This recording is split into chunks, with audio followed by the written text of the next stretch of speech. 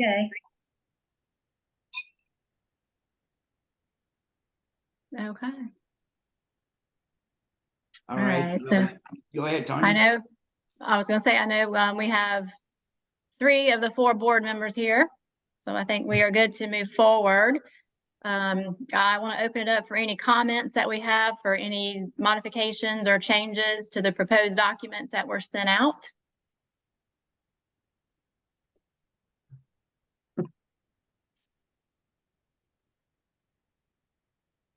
So are we going to talk about the changes that David suggested and how we approved those? Do we want to go through all those or? I assume so. I Yes. figured Tanya I thought was asking for first comments by the board of directors. So that's why I didn't say anything just yet until she opens it up to the members. Okay. Yep. So any comments by the board? Nope. Okay. Any member comments? Yeah. Okay. So Dave Gillespie here. I've got a couple here that I shared via email. And these are just observations. First of all, I do want to repeat what I said in the first meeting of the committee. I want to acknowledge the committee for their outstanding work for the better part of a year or more, okay, on the governing documents. So I really do appreciate that.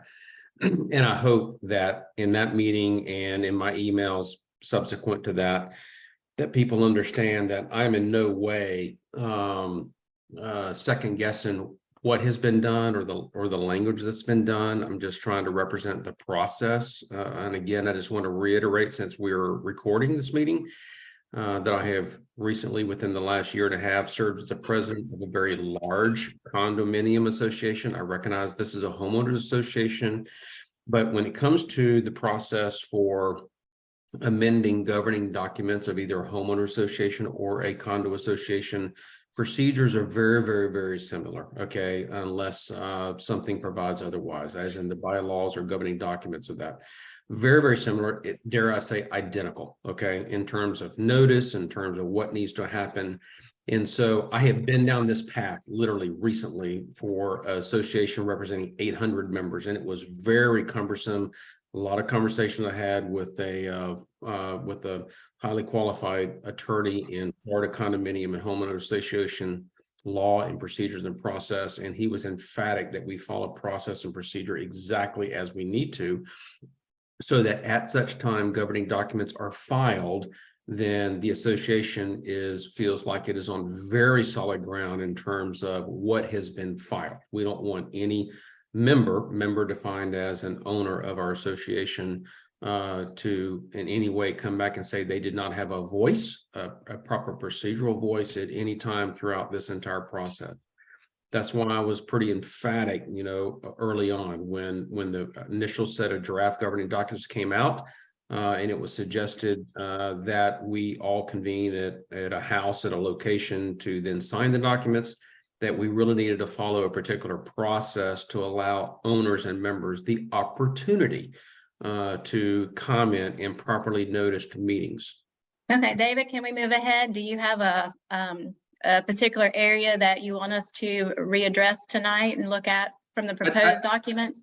I do, Tanya, but I'm going through this again because we've now got the Jacksons that are on board, and they were unable to hear all of my comments on the committee meeting because of the storm that approached. And so to their benefit, and again, because we're recording this meeting, that's why I'm kind of going through chapter and verse of why I personally have been insistent that we follow a particular process, that's led us to this point. So again, as I suggested, and thank you to the board for agreeing that the committee made a recommendation to the board, and that's led us here to the board meeting tonight. The board is entirely within its authority to listen to my comments, other comments as well, and then to vote potentially on modifying any of the language in the 3 governing documents, the articles, the declaration, and the bylaws in priority order, to change those tonight without having to send those back to the committee again. The board is entirely within its right to do that, if it so chooses to do so. And then the board can send at that point to the members for an official vote, a yes or no vote on the 3 artifacts that I've talked about. Okay, so with that, I did a cross-check of all 3 governing documents. And again, I discovered just 2 areas that to me caused concern from an interpretation standpoint. And again, it's from a procedural standpoint. None of my 2 comments aren't related at all in terms of what? In terms of building things or what is allowed on someone's property, that kind of thing. It's all simply process related.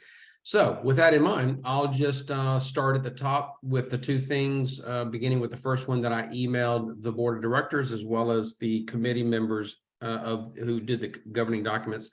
I emailed them in advance as well. And so if you refer to the in particular, let me get straight here.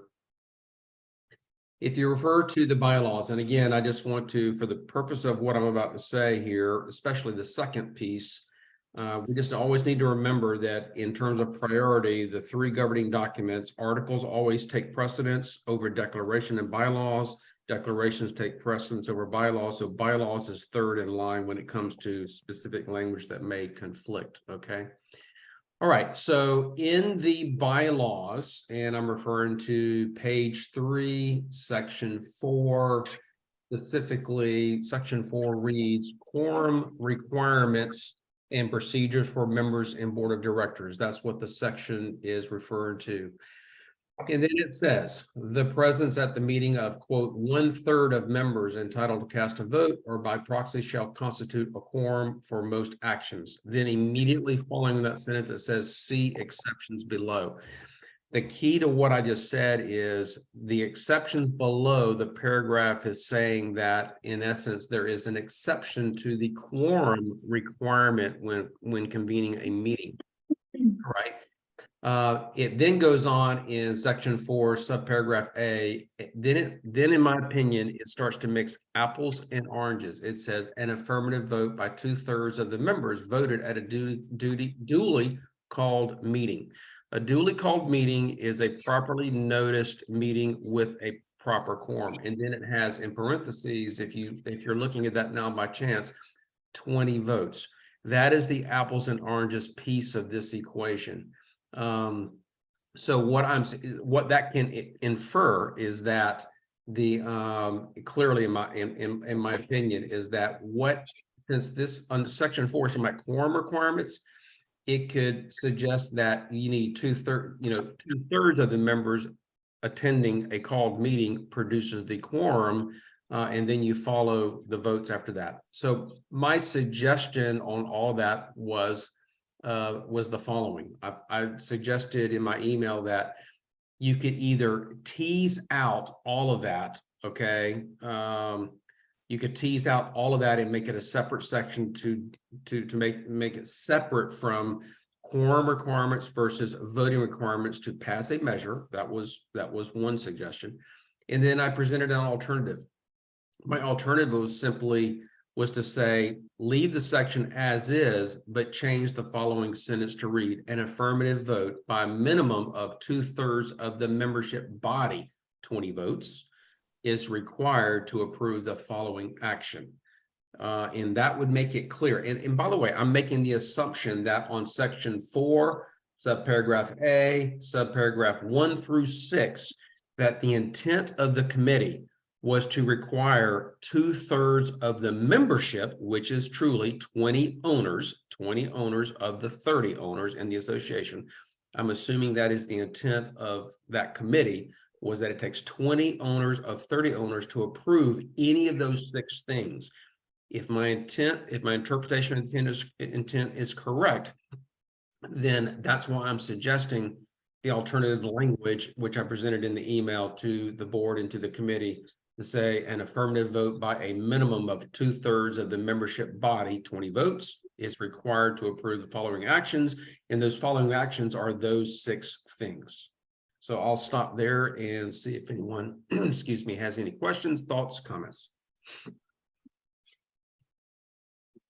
Back to the board.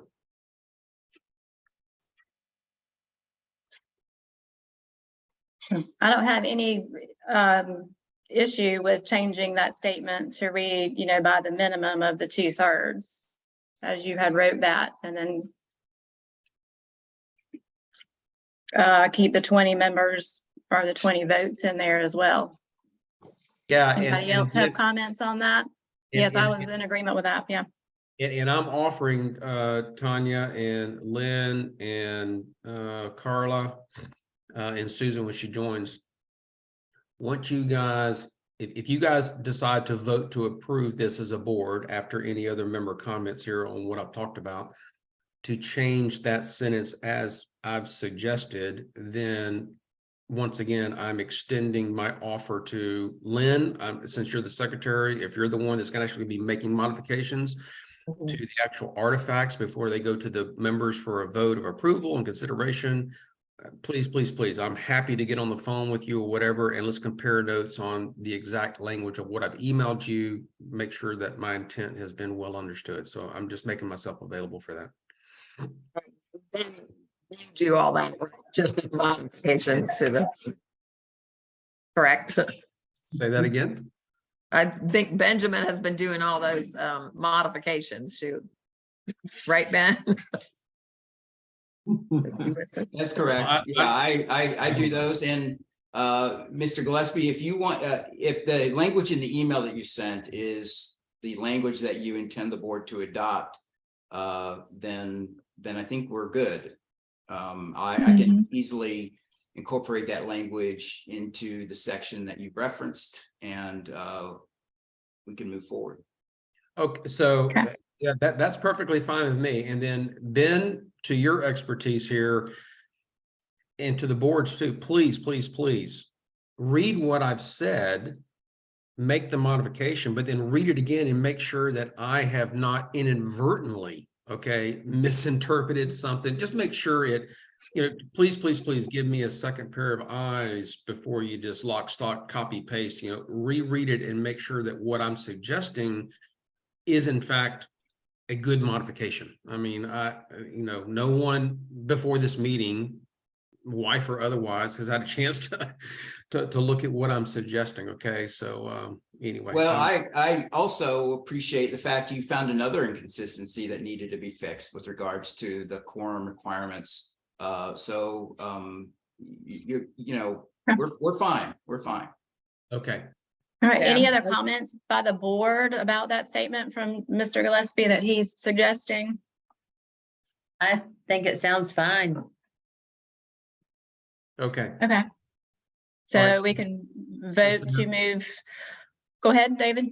No, I'm sorry. If you want to go ahead and vote amongst the board to move for that particular thing, that's fine. I'm now going to go through after you're done with my second observation. Okay. So all in favor of on the board of changing that statement to be by a minimum of 2/3 of the members voting, and we will remove that duly called part of the message. All in favor? Aye. Any opposed? Okay. All right. So we will take care of that adjustment. Thank you, David. All right, David, you have another one? Yeah. And so this has to do, okay. So back to my original comment about articles take precedence over declaration, declaration takes precedence over bylaws, okay? So now if you refer to, what am I trying to say here? So the bottom line is that if now that y'all have officially changed, now that y'all changed the bylaws section as we just talked about, okay? It talks about then an affirmative vote now of 2/3 of the member, you know, requiring 20 votes for specifically number 3, subsection number 3. So bylaws section 4, subsection A, subparagraph A, subparagraph 3.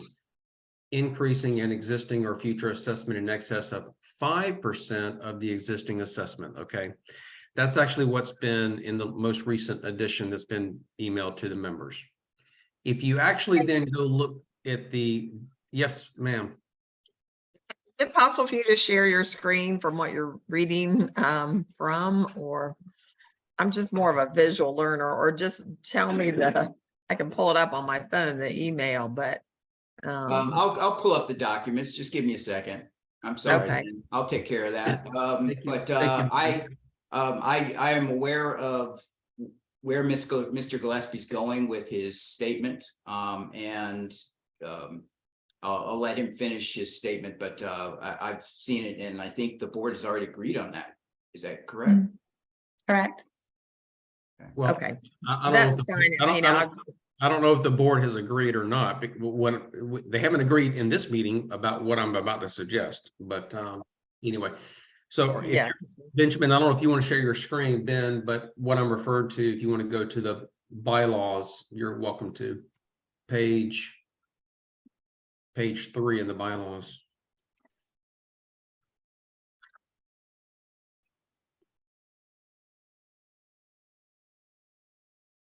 And then I believe it or not, I'm going to refer to the declaration as well. So anyway.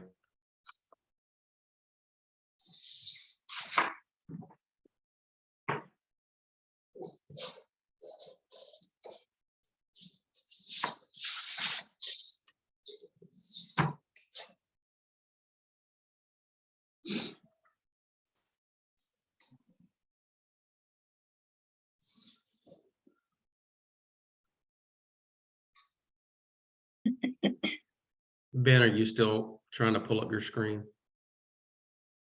We can't hear you, so. Mr. Gillespie, you can go ahead. I'm pulling up the documents now. Okay. So let me try to cut to the chase here. So, and it's all anchored in the fact that the declaration governing document overrules bylaw governing document, okay? Now that y'all have voted to change the bylaws in that particular section, the declaration current language says this. This declaration, and this is in regard to section page 14 of the declaration, section 3, amendments to governing documents. It says this declaration, the bylaws and the articles of incorporation may be amended by an instrument signed by not less than 2/3 of the lot owners. We're good so far. Okay, that's good so far. It's the next sentence that presents the problem, in my opinion. In the alternative, these governing documents can be amended by an affirmative vote in person or by proxy by 2/3 of the members at a meeting noticed for such a vote. We need to remember that when you notice a meeting, that then there is a limited, there's a significantly smaller amount of members that are required to produce a quorum at the meeting. Okay, in this case for Hillwood Association, it's 1/3 of the members. That's 10 of the 30 members or owners of the association can produce a quorum at a meeting.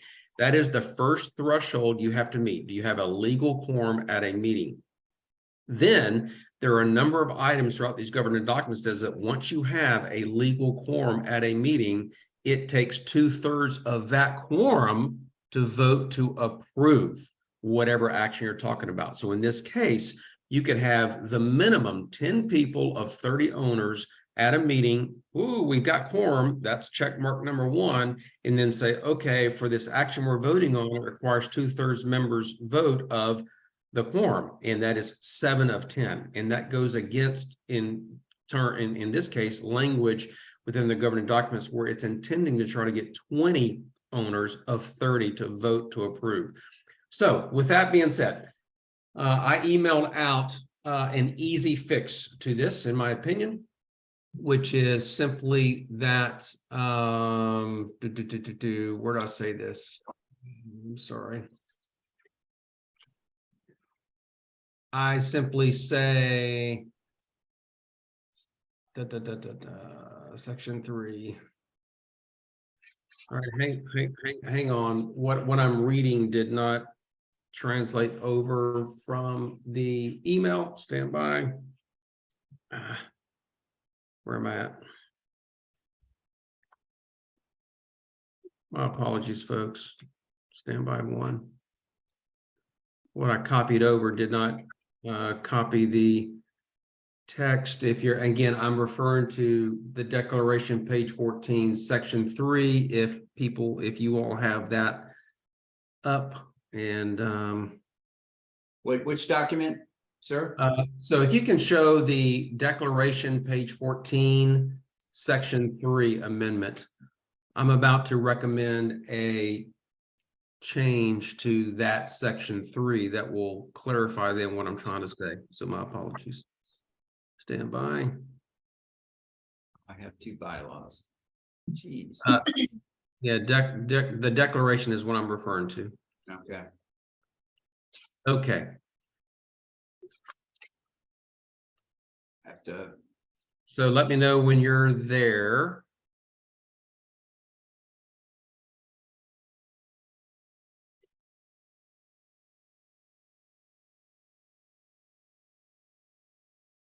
It's the bylaws, No, the declaration. declaration. Okay. Declaration, page 14, section 3. If you're going to be able to share your screen, that would be awesome. And then I can walk through quickly what I'm suggesting. David, Yes. before you go through the change, it sounds like what you're saying is that we basically said you have to have a quorum of 20. Okay, 20 lot out of 30, you have to have a quorum. And then I didn't think it said it had to be unanimous, that all of those 20 have to vote. It was saying that I thought it said that 2/3 of those present, which would be then from 20, whatever that math is, can't do math anymore, to make that an affirmative vote. It wouldn't have to be unanimous of the 20 that are there. It would then be either a simple majority or 2/3, whatever it says. I think it says 2/3. So it is 2/3 of 2/3, right? I'm not suggesting a unanimous here. So are you, by chance, Kevin, are you looking at the declaration, your own copy or not? Yes, I am looking at that. All right. What section? Section 3. Okay. Section 3, page 14. Page 14, section 3. So I'll wait till you get there.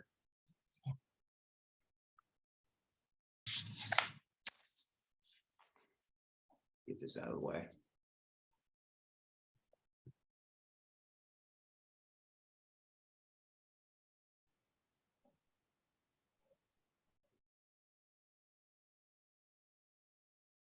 And what section? Section 3 on page 14. Oh, I must be. Maybe a different, there we go. Looking at a You're getting draft. there. That's it. Okay, right there. Okay. All right, so folks, let me read to you what's on the screen there, and then I'll pause. So amendment, the covenants and restrictions of this declaration shall run with and bind the land for 20 years. That's all good, okay? Extended for 10 years. All right, this declaration, the bylaws and the articles of incorporation may be amended by an instrument signed by not less than 2/3 of lot owners. That's all good, right up to that point, right up to that period. That is a good and accurate statement. It's the next sentence that presents the issue. In the alternative, these governing documents can be amended by an affirmative vote in person or by proxy, okay, by 2/3 of the members at a meeting noticed for such a vote. Here's my concern, Kevin, is that sentence could be interpreted that you simply need to produce a legal quorum for that alternative meeting. And a legal quorum is 10 of the 30 owners, and that in turn, 2/3 of the members at that meeting can approve an amendment. 7 of 10, 7, in essence, 7 of 30. And that's clearly not the intent of what this committee is trying to recommend. I think there is an easy solution to this. My solution is the following, is that starting with this declaration, the bylaws and articles of incorporation, so sentence number 2, I'm suggesting we say this declaration, the bylaws and the articles of incorporation may be amended by a vote of the members in the affirmative by not less than 2/3 of lot owners, parentheses 20. That clearly says that you need a vote of the members in the affirmative, not less than 2/3 lot owners, 20. I'm suggesting that then you delete the entire next sentence. In the alternative, these governing documents can be amended. You delete that entire next sentence. It's unnecessary, okay? And simply the next sentence would be, once the amendment is approved by membership vote, comma, a minimum of 2/3 of the members, parentheses 20, shall sign an instrument evincing approval. That paragraph then makes it absolutely crystal clear that it takes 2/3 of the owners of in this association, takes 20 of the 30 to approve any future amendments to any of the 3 governing documents, which is the articles, the declaration, and the bylaws. If that's the intent of the committee, then that's what I'm suggesting, how we modify that paragraph. And what I just said, I have put in an email that went to the committee and to the board, and Benjamin, I presume you have as well. I think it's fine. Sorry for the laborious explanation, but just had to walk you through it, in my opinion, so. Okay, any comments about that from anyone? I wish Marilyn was here because she's so understands all this, but you know, so you're saying, David, that we have to get those 20 voters, even though we know in the history of this association, it's very difficult to get that much. And we were going to have to be pounding the pavement, going to door. You know, I think perhaps some of the thinking is that the people who are interested in this and are stakeholders and who care about what's happening are the ones who show up. And so that 2/3 of the members at the meeting, which are only 10 people, is perhaps what our motivation was there. I don't know. So, okay, so Lynn, that changes the conversation. So I'm with you. I'm just letting you know that if it was the intent of the governing document committee was to say that in order to amend any of these 3 governing documents, was going to require 20 of 30 owners to approve, if that was the intent. Everything I have recommended here is to clear up that intent. If you're saying, however, that the intent of the committee was something less than that, was to offer an alternative where a properly noticed meeting where 2/3 of the people attending the meeting, okay, in a form, can then vote to approve amendments. If that was the intent of the committee, then I need to retract what I'm recommending. I'm just being honest. Kevin, you were on the committee. What was it? What was your understanding of the committee's intent? Was it okay? So Dave Gillespie, I wasn't on the committee. But I can tell you right now, I like the idea that 20 of 30 owners have to vote to approve amendments to governing documents in the future. I like that idea personally. So I hope that was the intent of the committee. I can tell you right now, and Ben, hop in here if you disagree. I've been through all 3 of these governing documents, chapter and verse. I can tell you that right now, the only governing document of the 3 that requires 20 of 30 to amend is the declaration. That's the only one of the 3 governing documents that requires that. The other 2, the articles and the bylaws, only require a quorum of 1/3 of the owners, 10, and then requires a simple majority, basically, or 2/3 of that, I think it is. No, my point is this, and I don't want to muddy the waters here in the conversation. It does not take 20 of the 30 owners to amend all 3 governing documents to, now in present day. It's only the declaration if you go look at all those. I like the idea that we make it simple, and that in the future, if we the owners adopt all of these 3 amendments, all 3 governing documents amendments, as we've talked about, I personally like the idea that it takes 20 of 30 to vote to amend any one of those. That's my own personal opinion. Again, I need to be careful because I'm not a member. And I want to make sure I'm recognized to speak by the board before I move forward. Yep, go ahead. That's fine.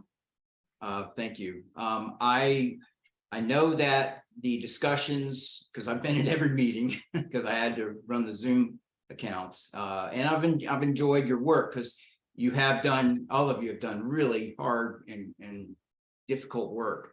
It is my understanding the intent of the committee was, or excuse me, of the committee and potentially the board, was the concern over getting quorums to adopt small things in the documents. Right now, we're doing wholesale changes to all of the documents at once. And so there's good reason to take it slow and to be meticulous. But 5 years or 10 years down the road, when you have less interested residents, you may have trouble getting the necessary folks in line to vote on these things, to make these changes. And I think that was the intent of the committee, was to give some alternative options to the board or to the committee or to the board, whoever was making the decision, to make those changes.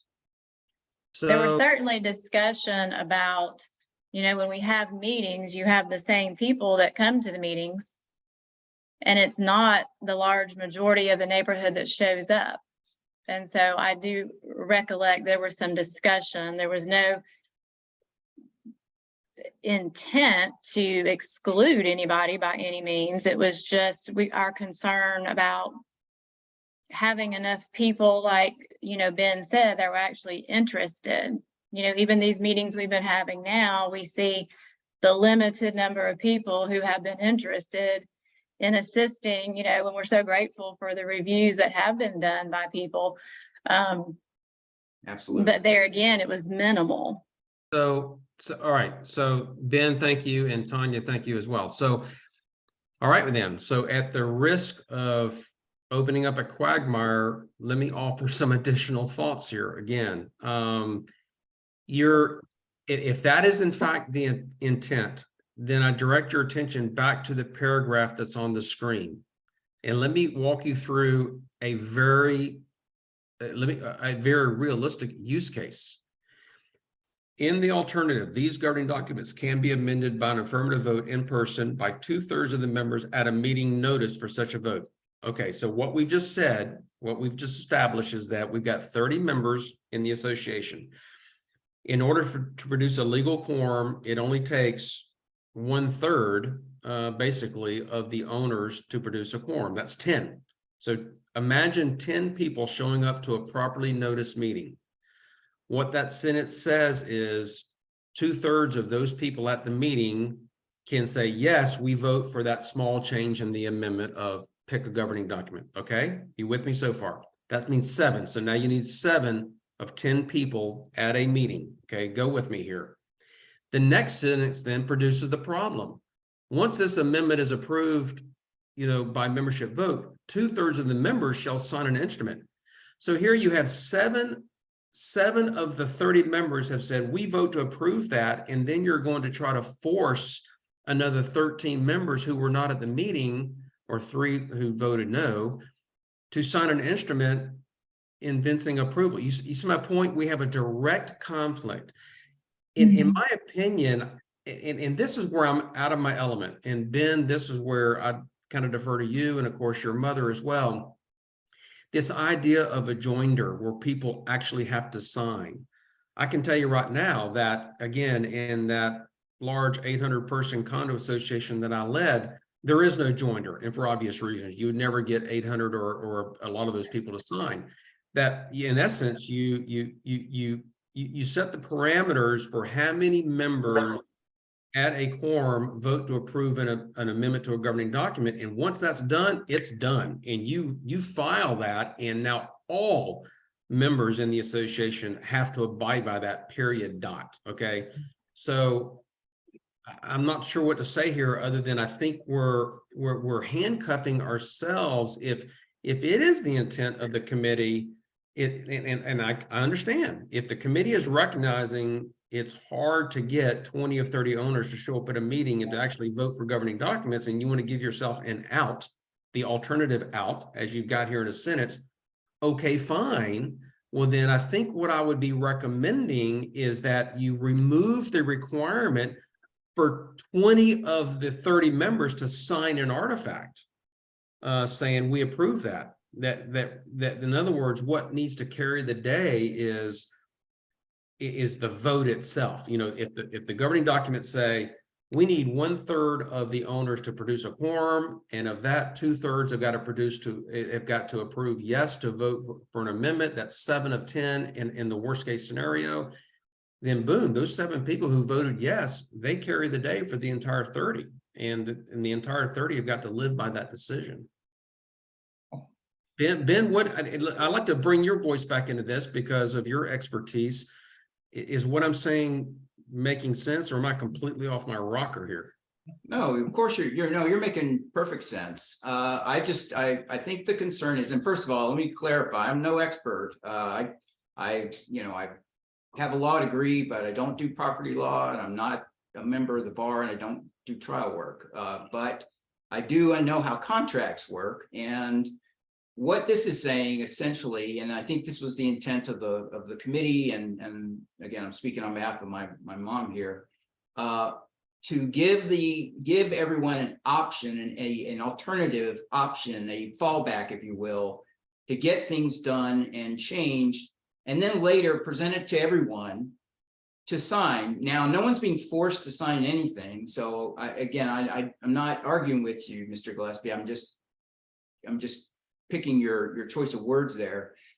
If they don't want to sign the joinder at the end of an amendment, then that's understandable. They don't have to. But if 2/3 of the members sign it, then it applies to everyone, as if it were a contract where you have been put on notice several times to read the documents, to be at a meeting, to participate, to have a voice, and then another opportunity to choice to sign. And you don't have to sign. And if the board can't get 2/3 of the members to sign, then guess what? It fails. The amendment fails, and you have to start from scratch and try and figure out another way to get it done. So I'm going to bring in, and then I'm going to hush up as well as I can. I'm a Gillespie, so it's hard to hush me up, and Kevin understands that, and other people do as well. But I'm going to bring the golfer in me into this, right? And in golf rules language, every single word matters. What I'm is a counterpoint. What I'm hanging up then on is the second to the last sentence. Once the amendment is approved by membership vote, 2/3 of the members, quote, shall sign. I'm concerned that the shall sign, that if 2/3 choose not to sign, then can anybody suggest that we don't have a legal amendment if it's filed? So that's kind of where I'm getting a little particular, so to speak. Well, the shall is the legal parlance for must, and to be able to file the joinder and have it apply under the provisions of our bylaws, as well as your bylaws, as well as your as well as Florida law, you need that amount to sign. It's not intended to say that they have to sign. They still have a choice to sign. If it needs to be reworded, I can understand that. I just don't know if that's No, I think and David, not to put words in your mouth, you said this, and I understood. But when you were talking about your 800, and there was no way you could get 800 people, or even 2/3 of 800 to sign anything, then the members that were present, that constituted a quorum, that voted to change the bylaws, it's done. So if we translate that into this document, it would be saying in your numbers that you ran, the 7 people that showed up, the 10 people that showed up, and the 7, which constituted a quorum, and then the 7 that voted in favor of it, That's it. It's done, it's approved, and we should strike going back out again and having 20 of the 30 sign something that we already noticed them and they didn't show up, and yeah. You just said it. So if that is in fact, so I'm going to modify my recommendation here. If it is the committee's recommendation, and if the board is suggesting that a viable alternative is if you can't get 2/3 of the, if you can't get 20 of the 30 to approve this thing, and by signing that, then there's an alternative, which is notice a meeting. Just like we said, minimum of 10 show up for a quorum, 7 vote that, and then it's done. Well, then here's what I'm suggesting. I'm suggesting then, if we're following that intent, that you delete, not in the alternative, don't delete that, but delete the next sentence. Once the amendment is approved by membership vote, 2/3 of the members shall sign an instrument. Then in that case, what you've done is you have said, first option is to get 20 of the 30 owners to approve and sign. If that doesn't work, then we can have a meeting, 2/3 at a properly noticed meeting can do it. And then therefore you remove the once the amendment sentence is, but you leave the last sentence, any amendment must be recorded. In essence, then I would be suggesting you delete the second to last sentence if you want to leave yourself a viable alternative. And I personally, as an owner, am okay with that as well. Even though I said earlier, I like the idea of 20 of 30. I can reverse my opinion and say I personally would be okay with that as well. Tanya, what's the board say? What are y'all thinking? Yeah, I agree. Take that sentence out, and because that was our original intent, was the first 2 statements there, 2 actions, what follows after in the alternative, because I mean, if we didn't have the 20 voters, say we had 15 people show up, well, then you need 10 voters who said, agreed. So that proportion goes up also, or the ratios, So if people are concerned that, oh, you did something without our input, it's not. It's as long as we notice them and, they had the opportunity to come or proxy or whatever, but. So I like that. So my suggestion to the board is that you delete the second to last sentence. Once the amendment, start that and ends with approval of the amendment. But I'm not on the board, but I'd like to invite Jim and Ursula. You guys are, of course, very active members in the association, have been for some time. And so would love to hear your thoughts on this, if you have any, on this particular item, because I personally value your input, obviously. So thank you. I think we both believe that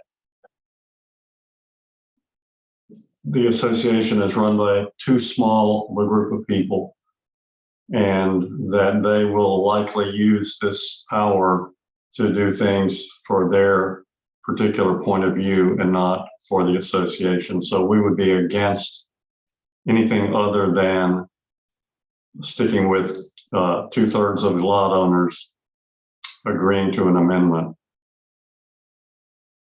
Well, so this is Dave, and again, I'm not on the board, but my only comment to your first half of your comment there about the board is being too small and can use this to their advantage. In no way is this suggesting that the board has any authority over the members.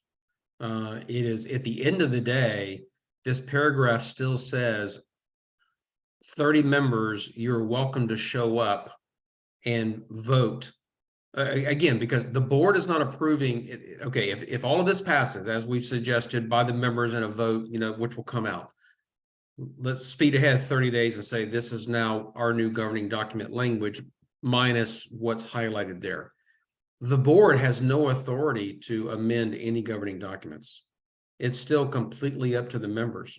It is up to the members to show up at a properly noticed member meeting, of which minimum of 10 members would have to show up at a member meeting, not a board meeting, but a member meeting at a minimum, and 7 of those 10 members would have to vote. So I just want to make it clear that the board itself in no way can modify any governing documents What the board does is they can propose to the members new language in documents, which is what we're discussing now and which will get presented to the members. But at the end of the day, it's only us owners as a member in a special member meeting can vote to approve or not approve language. I understand all that. When I said run, I didn't mean the board. I meant the group of people who inject themselves very forcefully into this decision-making process at whatever level, be it the board or committees, and have done things that bother us a great deal. I'm So afraid we're you getting asked off my topic opinion. here, and David, I don't think it was appropriate for you to ask people to speak. You know, this is an open forum and it's okay for anybody to speak, but I think we've gotten off topic here. So can we go back to what we're talking about on this amendment? Sure, and I don't have any further comments. Okay, so I'm okay with removing the statement once the amendment is approved by membership vote. Lynn and Carla, what are your thoughts on removing that statement alone? I think it's appropriate mainly for the reason we thought it from the beginning, is it's really hard to get people to show up for anything. Mm-hmm. I think it's a good way to get something done. Right. Otherwise our hands are tied so much. So I agree with that, striking that sentence. Okay, all in favor? Aye. Any further discussion? Okay, so we will remove that from the document. Ben, do you have that recorded for removal? And you are muted right now. Yes, yeah, Madam Chair, I do. Okay, thank you. So, okay, this is Dave, I'm sorry. I want to make sure that what y'all just voted on then nullifies, it may not, my other comment. Hang on a second here. So, okay, so, well then, let's go back if you don't mind to, hey, Ben, can you bring up bylaws? Yes. Because we've just changed what I initially recommended in the declaration, then I need to go back and recommend one other change. Bylaws, can you please bring up bylaws page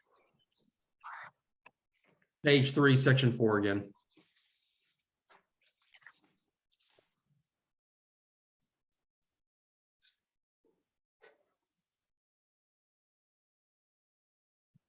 Okay, so then as a result, I think then section 4, subparagraph A, zoom out. Section 4, subparagraph A, subparagraph 3, increasing an existing or future assessment in excess of 5%. I think that statement is going to stay in. If that's the case, then Ben, keep going down, Ben. Keep going down. right there. Right. 3, So- you're Section 4, subparagraph A, subparagraph 3, increasing an existing or future assessment in excess of 5%. I think that statement is now staying based on everything and if that's the case, then the 5% needs to change to 10% because in the declaration, it says 10%. And as earlier, declaration takes precedence over bylaws. And so that needs to change to 10% if that in fact is staying in. So. That was a good catch. That Mr. was an Gillespie. I saw oversight, that in your yeah. email and I agree that change needs to be made. Okay. Yes, that was just an oversight in changing it. Yes. Okay, so is the board in agreement? Any discussion about changing that to 10%? All in favor? Aye. Aye. Hey, Susan. Any opposed? I think we all said aye. Any further discussion on that? Okay, so that was just something that we failed to get changed, but yes, thank you, David. All right. This Gillespie has no other comments on the governing documents. Okay, thank you so much. Madam Chair, Carla, contain your enthusiasm, please. Okay, contain your enthusiasm. I like Madam to be Chair, entertained. Yes, yes, Ben. I am prepared to address the concerns that the Jacksons had and submitted via email. Okay, are they still on? We're here. Oh, okay. Sorry, it disappeared off my camera. All the pictures went away. Okay. Are there any other comments or by any other members that we need to address?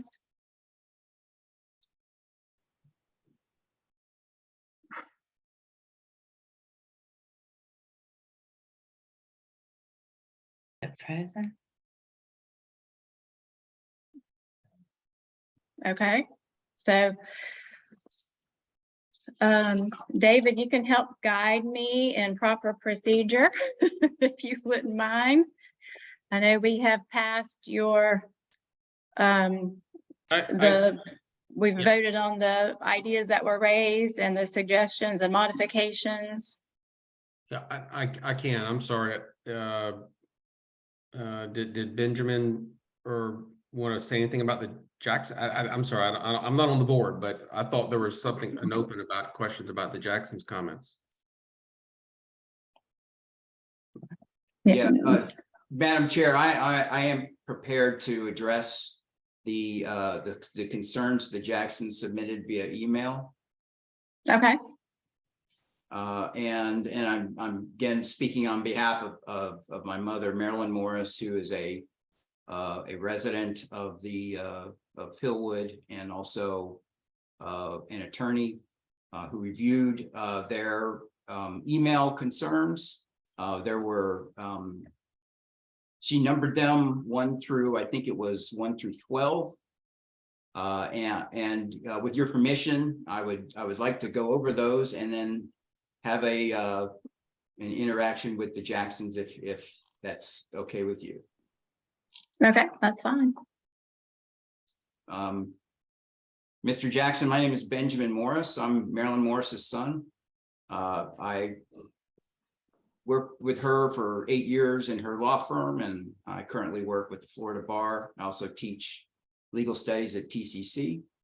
However, I'm not an attorney. I'm not a member of the bar. So this isn't legal advice, and I'm not trying to give legal advice. I'm simply trying to help the board out on behalf of my mother, who's ill this evening and couldn't make it. She looked at all of your concerns, and some of them have some real merit. And then there were others that either were already taken care of in other documents or just simply were not going to be doable because of either existing Florida law or because they would create conflict. And again, these are decisions that the board can make that I'll present. And feel free to interject if you disagree with anything I'm saying. One of the first requests was that all board of directors meetings must be noticed to all members as to date, time, and place, and that such meetings must be open to all members.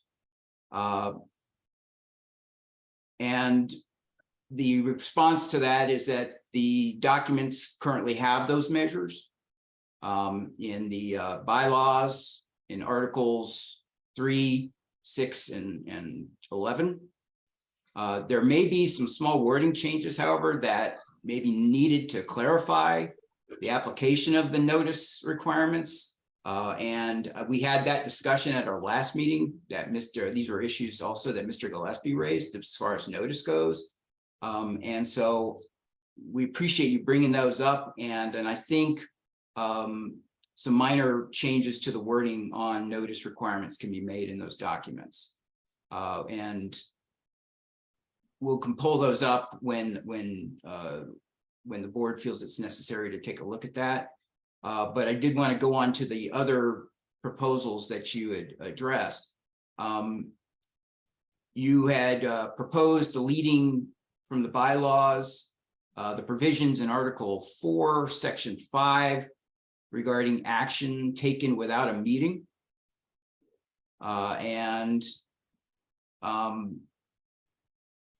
This is something that that Marilyn did not agree with. She believed that the language that was added with regards to actions without a meeting isn't expressly permitted by Florida law, but it is permitted with regards to agreements by the members of the association. She stated that it's arguable here that that a change would need to be made, but the board, when the committee met and discussed that issue, they were pretty pretty firm in their desire to have the ability to make very small changes and take action without holding a formal meeting, without providing proper notice to all of the members, so long as any changes that were made and documented clearly and made available to any member at any time upon request to review. And what we're talking about primarily is paying bills, taking care of regular, ordinary business that might require board action or a board decision, but may not necessarily require a quorum or the need for an entire meeting to occur. But again, that is something that the board can consider and vote on. You raised another issue with regards to disagreement between the board of directors and members to be noticed to all Hillwood members if such disagreements were likely to result in legal action. Unfortunately, that proposal isn't workable based on several grounds. The first of which being the fact that you would be basically kind of outing people's arguments with one another to the entire neighborhood, and they may not necessarily appreciate that. And more importantly, I think, is the legal applications, which is that any attorney of any resident in your neighborhood would have a fit if he or she knew that the members were having their legal disputes broadcast to the neighborhood in the form of proper notice. It also takes away any ability to negotiate and settle out of court. It just raises a bunch of issues, and again, I'm not trying to completely disregard what your point was. I think what your desire was to keep things in the sunshine, and Florida does have a sunshine law with regards to all governmental purposes, but the Hillwood HOAs is not a governmental entity and is not bound by those laws. However, I can certainly understand the spirit of your Let me break in, because you've said a lot of things that haven't been able to comment on in regard to this. Our intent was to make it less likely that settlement did not occur, make it more likely that other members would put an irrational board in its place and urge a settlement of something that was beneficial to the association to settle. That was our thinking. Okay. Because this board has run, as long as we've been here, on the basis of secrecy. That's been the primary value that has existed, and that is a good way to get sued.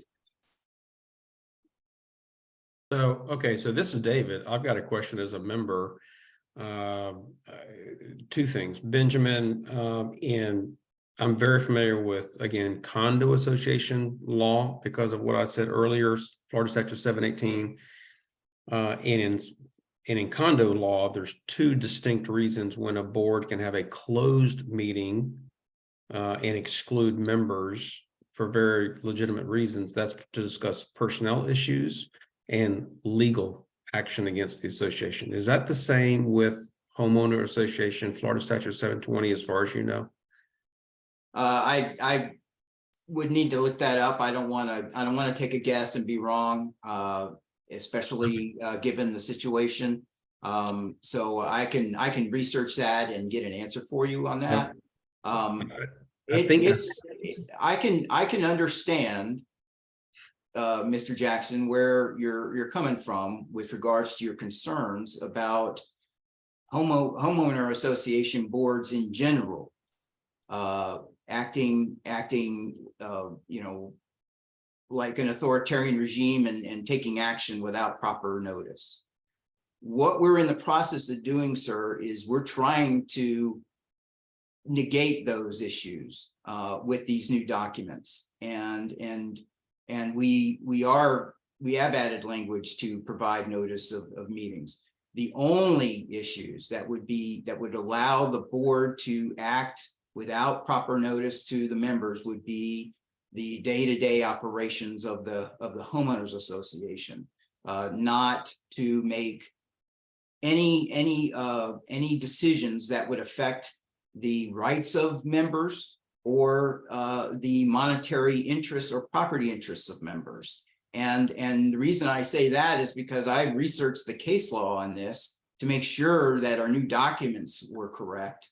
And that's what the case law says. The courts have said, boards, you can't do anything that affects anybody's interests, property wise, monetary wise, or rights wise, without them getting proper notice and an opportunity to be heard.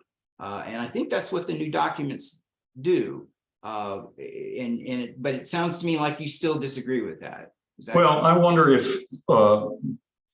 why would you not in that particular section have a clarification about what actions this is intended to promote? Day-to-day activities, normal routine housekeeping. Yeah, let me see if I can pull Benjamin, can you tell me what the what was the governing document you referred to originally when you started making comments with regards to is the declaration? Bylaws, Article 4, Section 5. Let me pull that up. Article 4, Section 5. I'm trying to find that. Article, oh, I'm well past. Section 5, yeah, action taken without a meeting. So again, I'm just drawing on my own personal previous experience. I think the first sentence says it exactly correctly. Action taken without a meeting. Page 4, it's on page 4. At least on my page 4, near the end of it, Section 5. Right there. So, Mr. Jackson, basically what that says is the board is not allowed, sentence number 1, the board is not allowed to do anything that is against what the members have approved in the budget, and anything that is against membership rights that have already been approved by the members.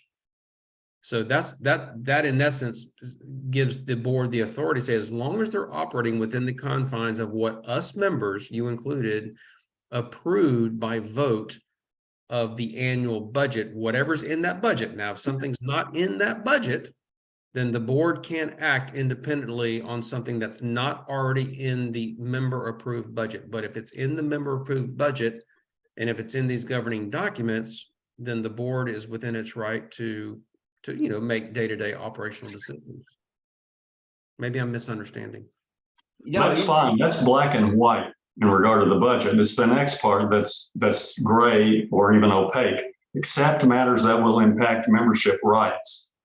That's wide open to interpretation. You can leave it in, but it doesn't protect members from matters of interpretation by the board. I thought it did, Jim. I thought that particular sentence was actually protecting our rights. Am I What are missing- the rights? What are the rights you're talking about? This is vague. I Membership. had a right for you people to talk to me in 2016, and you didn't feel that I did have it right. Look, there's no point in arguing with us about it. We've been burned. We're currently being burned. So we don't think this is a very smart idea for an association to have something in here this vague. But I don't want to sit and argue with you about it. You're never going to convince me. Jim, So, I'm or my wife. Jim, I'm not arguing, and I don't think David is either. I was trying to understand. Yeah, I right. thought this was written, to actually protect mine and your rights. And this is Dave. I read that as the same, Jim, and I hear you. I want my board to be restricted or handcuffed to only making decisions on things that have been approved in the budget by me and you and Kevin and the other 30 members in the budget. And I want the board to be restricted to not be able to make any sorts of decisions that are contrary to what's in the governing documents. When I say membership rights, I read governing documents. So in other words, if the governing document says, you're allowed to have one separate building, but not two, the board of directors independently is not allowed to go approve someone to have two buildings. I'm just being obviously extreme in my example. So I kind of read it the same as Kevin, is that it is handcuffing the board to say, you can only make decisions based on what's in the budget. And you're not allowed to do anything that is contrary to what is in the governing documents, which is what the members would have approved. But why not say that then? Why not be explicit? Would you like the term governing documents added to the clause, sir? I think it would be clear then. Membership rights is completely vague. All right, we can, I will write that down, and if the board approves that language, then it'll be added. So to the board, I personally would be okay with that. I mean, adding governing documents, that could be assumed in Florida statute, but to the Jackson's point, it would make it crystal clear that the board cannot do anything that is contrary to what's in the governing documents, if you guys approve that. I think that's Yeah. actually clearer than just membership rights. So I would certainly concur with that. Yep, I agree. Carla? I do too. I agree. Okay, so all in favor? Aye. No, Susan, sorry, I forgot you were on. That's okay. I said aye. Any opposed? I think everybody said aye. Any discussion? Okay, we will add that to that section. Jim, those are good points. Thank you for bringing those up. Okay. Madam Chair, can I continue? You may. All right.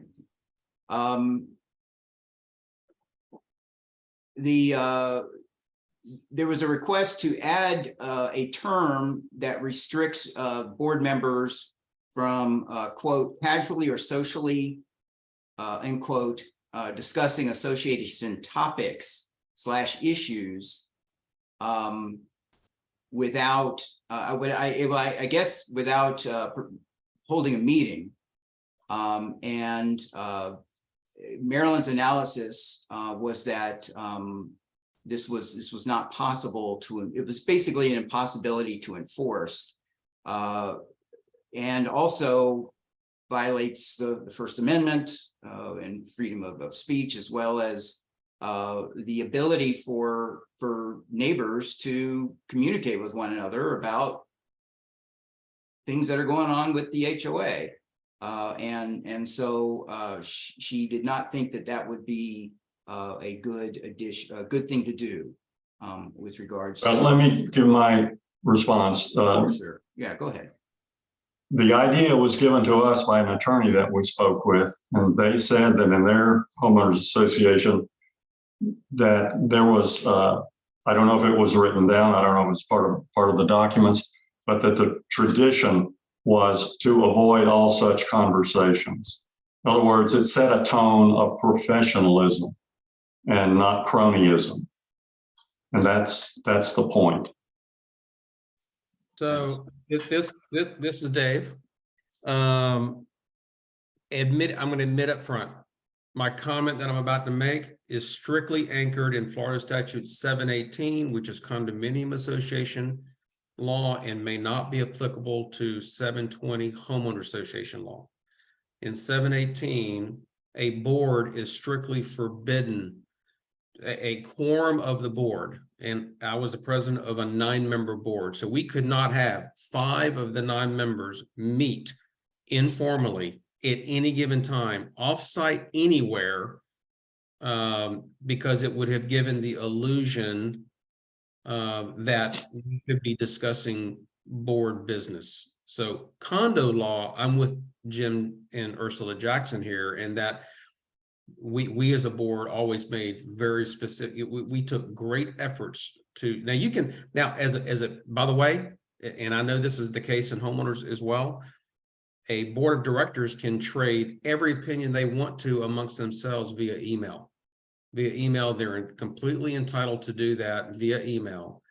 But the moment that they get on the phone together, a quorum, so that would be 3 of the 4 board members in our case, Hillwood, they get on the phone together, or 3 of the 4 technically, to get together in the neighborhood and start talking or whatever. If we were a condo association, then I can, for a fact, can tell you that Jim's point is spot on. I personally just don't know if that's the case for 720 and homeowners, but I just wanted to give you that insight. Would that email be a matter of a public record, or a matter of accessible to all the condo owners? I can answer that too, Kevin. So as long, and believe it or not, as the president of that association, I made it explicitly clear. As long as we as board members used our personal email, none of that was subjected to privacy or document discovery. But the moment that we use some official email like dgillespie@hillwoodhomeownersassociation.com, then that sort of a thing would be discoverable. But if you're using your personal email, then it's not discoverable. Again, I'm telling you, 718 condo association, and I'm not sure if that's applicable to 720 and homeowners association. Madam Chair, may I speak? Yes. I have real concerns about this, and the only reason I say that is with my experience working in a law firm that did trial litigation. It was family law, but not HOA law. Anything in writing is discoverable if it is if there's a lawful subpoena issue is part of a case. With that said, however, I think what Mr. Gillespie is trying to say is that there is a sort of a glean of officiality if the email is, of course, a Hillwood email versus a personal email where you're just communicating. But the idea of having a written record is helpful, rather than 4 or 5 people making up I guess a quasi quorum board meeting at a party or a barbecue, where there's no record and you can only hear them speaking or see them speaking with one another, and you're not really sure what they're talking about. But again, you run into all kinds of other issues. I think if you wanted to include language, I mean, we just talked about having meetings without notice for getting day-to-day activities done. So long as there's a written record, maybe if there's a clause that states that if there is a conversation or an agreement of some type made outside of a normal meeting, you know, while you're walking on the street or watering your lawn or whatever, that later be committed to some type of record, so that it can be preserved, so that the board members, so that everyone can feel comfortable with regards to, you know, what's being discussed and talked about, without outside of the purview of a notice to meet. Well, this is this is almost reeks of the sunshine law, trying to get this to the level of the sunshine law. You know, if two of the board members are walking, I guess be officers, board members, if they're walking in the mornings and one of them says, when are we going to get this road paved? The other says, that's a good question. We ought to check into that. How in the world does that need to be documented somewhere? And not arguing with you, Ben. How in the world does that need to be documented somewhere in writing that they had that discussion? That seems ridiculous to me. I can see why. I agree. You know, it's Yeah. just like when the woman was riding her bike in the neighborhood and we went, oh, did y'all see, you know, she crashed over the speed bumps. And so we just had a conversation, you know, maybe Carla and David were in their little golf cart tooling around. We're like, oh, did you see that happen? No, I didn't hear that, you know, and then we just solved the issue. We said, well, we, you know, need to go get some, well, we did talk about it at a meeting, but you know, just to bring up little issues that happen in our neighborhood. I don't want that kind of thing where we have to have everything to document. I don't know. It just seems tedious to me that, you know, we don't want to destroy our neighborly atmosphere that we have here, that we can't talk to each other without. There's we have the problems clause getting- that states again that anything that affects member rights, and we're adding the term, the governing documents, has to be noticed or has to be recorded in some way, has to be documented. But that's it. Like you, and again, I'm trying to play both sides here to help everybody kind of understand what the purviews of the law are. So let me just, I did a quick Google thing and I'll just read to you what a legal opinion on 720 on what we're talking about. And I'll just go to the summary paragraph. To summarize, Chapter 720 does not prevent board members from socializing or require that a notice be posted every time a group of board members might want to go out to eat or play around the golf. Instead, the law simply provides that a gathering of a quorum of board members, so that would be 3 for us, where the members discuss HOA business or engage in discussions about the needs of the community must occur only in a properly noticed board meeting. So the bottom line is that I think 720 already provides for that. In essence, I think Jim and Ursula are just wanting to make sure, and maybe it's worth restating it in our governing documents that this specifically says the board shall not informally gather to discuss association business or make any sort of decisions. All that has to be done in the open and a properly noticed meeting. Yeah. What case is that, Mr. Gillespie? What case? Yeah, you said that was a case. No. I said it was just a. Oh, it's a summary of 720. It's just literally it's a something from a, you know, homeowner association legal opinion. Hey, in case you wanted, you know, it's just a news article is all it is. It's not. That's fine. I can also research it and get the literal language on that. And again, it's up to the board as to what you want to do. Do we have a clear understanding of what Jim and Ursula were asking for and what we're researching to get back with them on a finding or a Yeah, decision? the language that I have in Maryland's memo is that they want a term that restricts board members from, quote, casually or socially, end quote, discussing association topics / issues. Okay, and that's what you were gonna do some research on? Yeah, And I can research that and get back with you on what the 720 says, as well as any case law on this issue, because I would presume there's probably a case on this.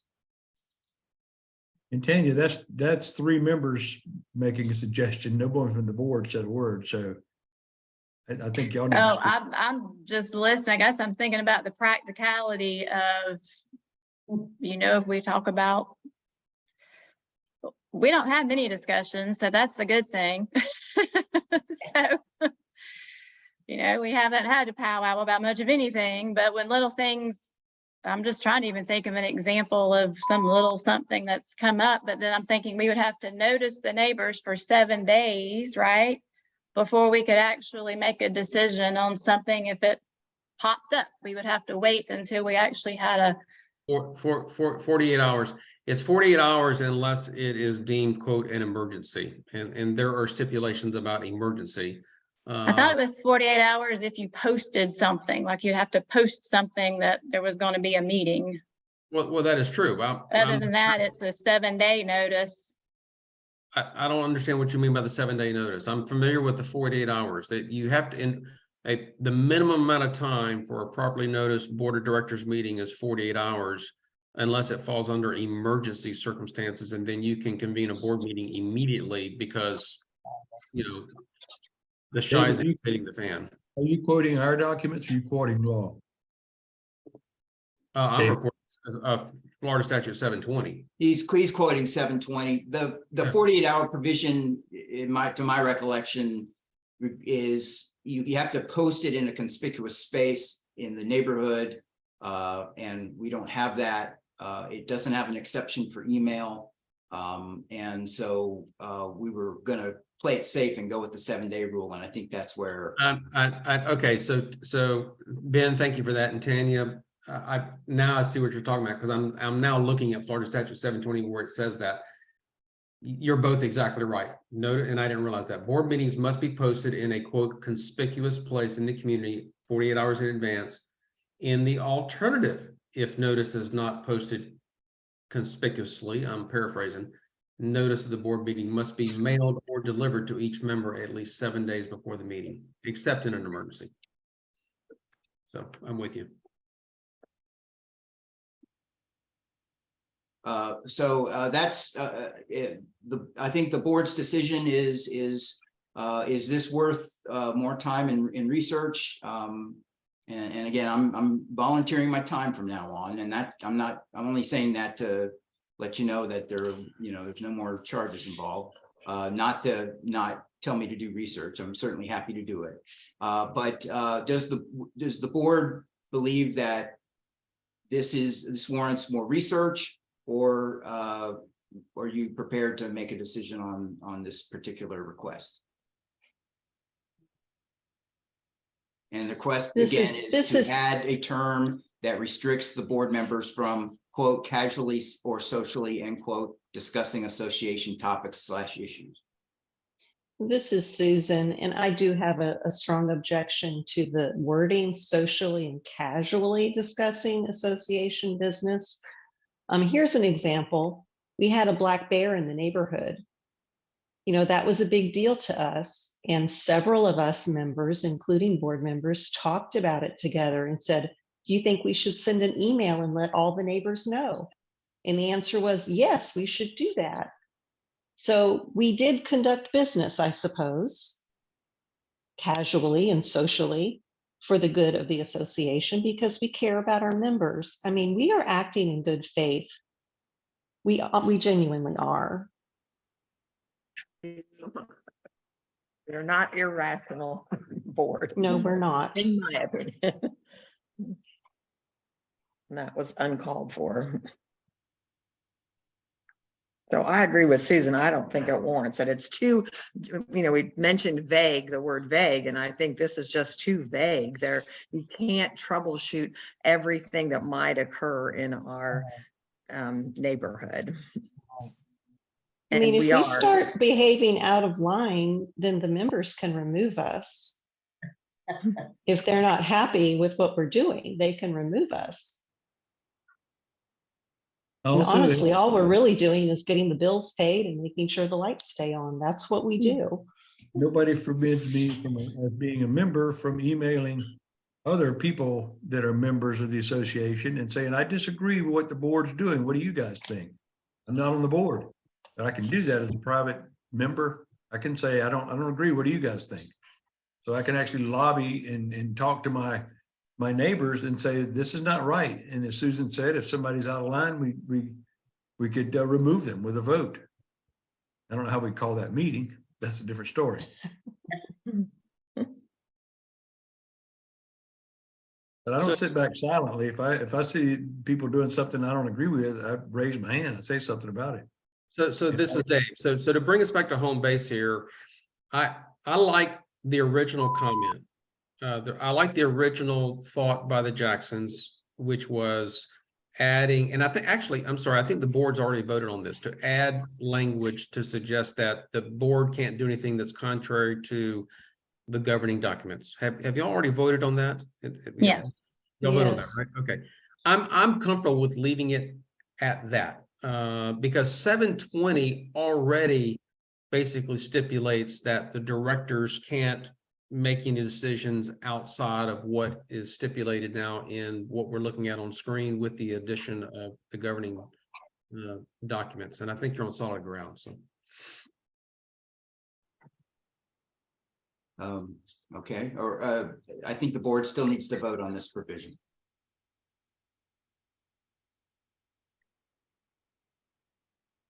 Does anyone want to modify anything as it is currently written, short of the governing documents that we are going to include in section 5? I would say no. I also say no. This is Susan. And Lynn, no. Okay. So all in favor of leaving this paragraph as is? Say With the aye. With the modification that With you the already- modification of the governing documents, correct, thank you. All right, all opposed? Any further discussion? Okay, Madam Chair, the next issue that was raised was to improve continuity of the board. The Jacksons requested the terms of the directors be staggered so that not more than 2 directors are replaced at any annual meeting. And Maryland's assessment on this was that it's a good idea, but the problem is that there are too few members that are willing to serve on the board. absolutely. That's correct. And so I think go ahead and just let you vote on that then. No, it's a great concept, but years have proven how many people are willing to do anything. And then it's Yes, very few. But isn't it easier to replace one person or 2 persons at a time than 4? It doesn't Oh, seem. absolutely. So what is the And problem in having the staggering? Typically, we don't replace more than 1 or 2 at a time. I can't But it's remember a gonna time that happen we this year replaced when all everyone. the 4 of you already have been doing it for 4 years. Well- Each year we've been down to the point where in the meetings I recall that we've asked for volunteers or for people to step up and nobody does. And then basically we begged Susan to stay on as a secretary and we begged Tanya to stay on as president. But, you know, if there were other nominations, be glad to vote on them. It just, I haven't seen anybody willing to serve, including myself. I haven't volunteered. Hey, I feel like I've kind of done my time. So this is Dave. I'm going to show my own ignorance on our governing documents because here I've read them all, but I don't recall this particular piece. Do we have term limits currently on our board of directors at all? Do we have any kind of term limit? I need to go back in them and look. I don't recall a term limit anywhere, Okay. but you can, to Ursula and Jen's point, all 4 could say they're not required to serve. So all 4 could say, I'm done. I'm through. I've had it up to here with this stuff. And then we have to replace all 4. We can't force There's them to- really not a way to control it because, like you say, you can't force us to stay on the board. If all 4 of us decide to leave, then we all 4 decide to leave. There's nothing you can really do about that. So Jim and Ursula, I'm going to tell you, first, it's a great idea. And again, I hate to be recalling my time as the president of the 800-person condo board. We had that exact stipulation in there. We had a 9-person board and in our governing documents, we absolutely said, you know, you could only serve for 2 years and, you know, there was term limits and it was on a rotation for the exact reason that you said. So we had that, but we also had a large membership base to draw from. I think Kevin and other people's comments are spot on here because we have such limited membership base of only 30.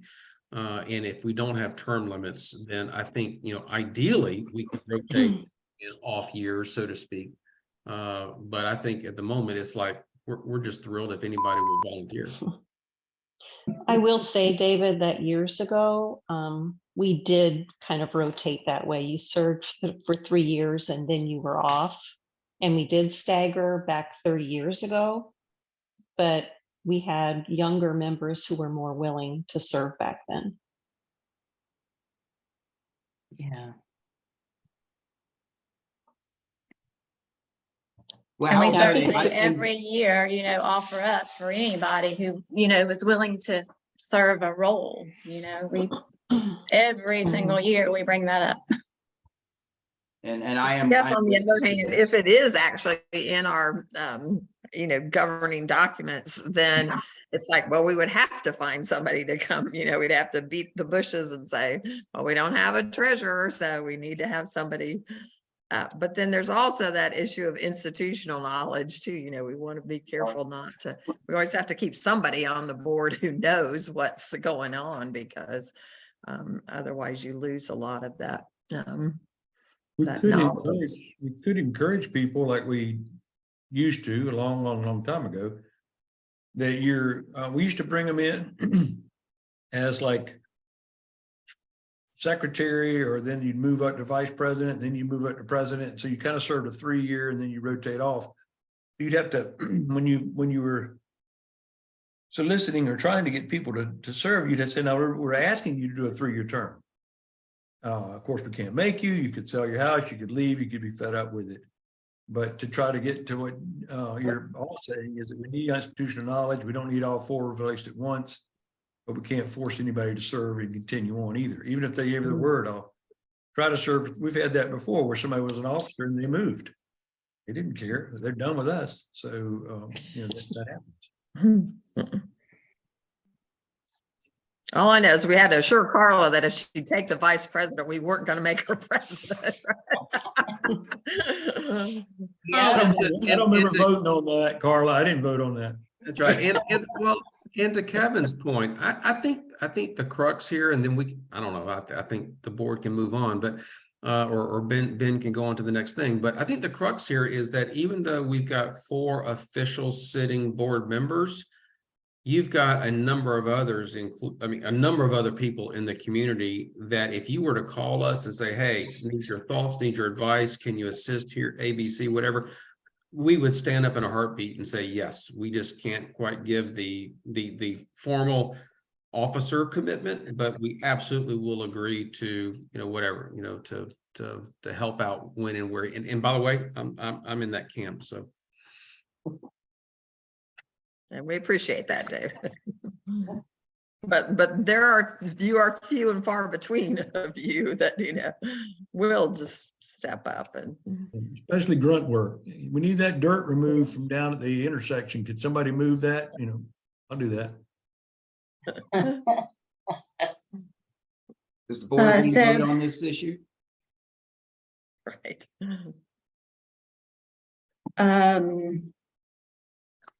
I was trying to think, what is the language that we have currently in our proposed documents? It just says members shall elect directors for a term of 2 years at an annual meeting.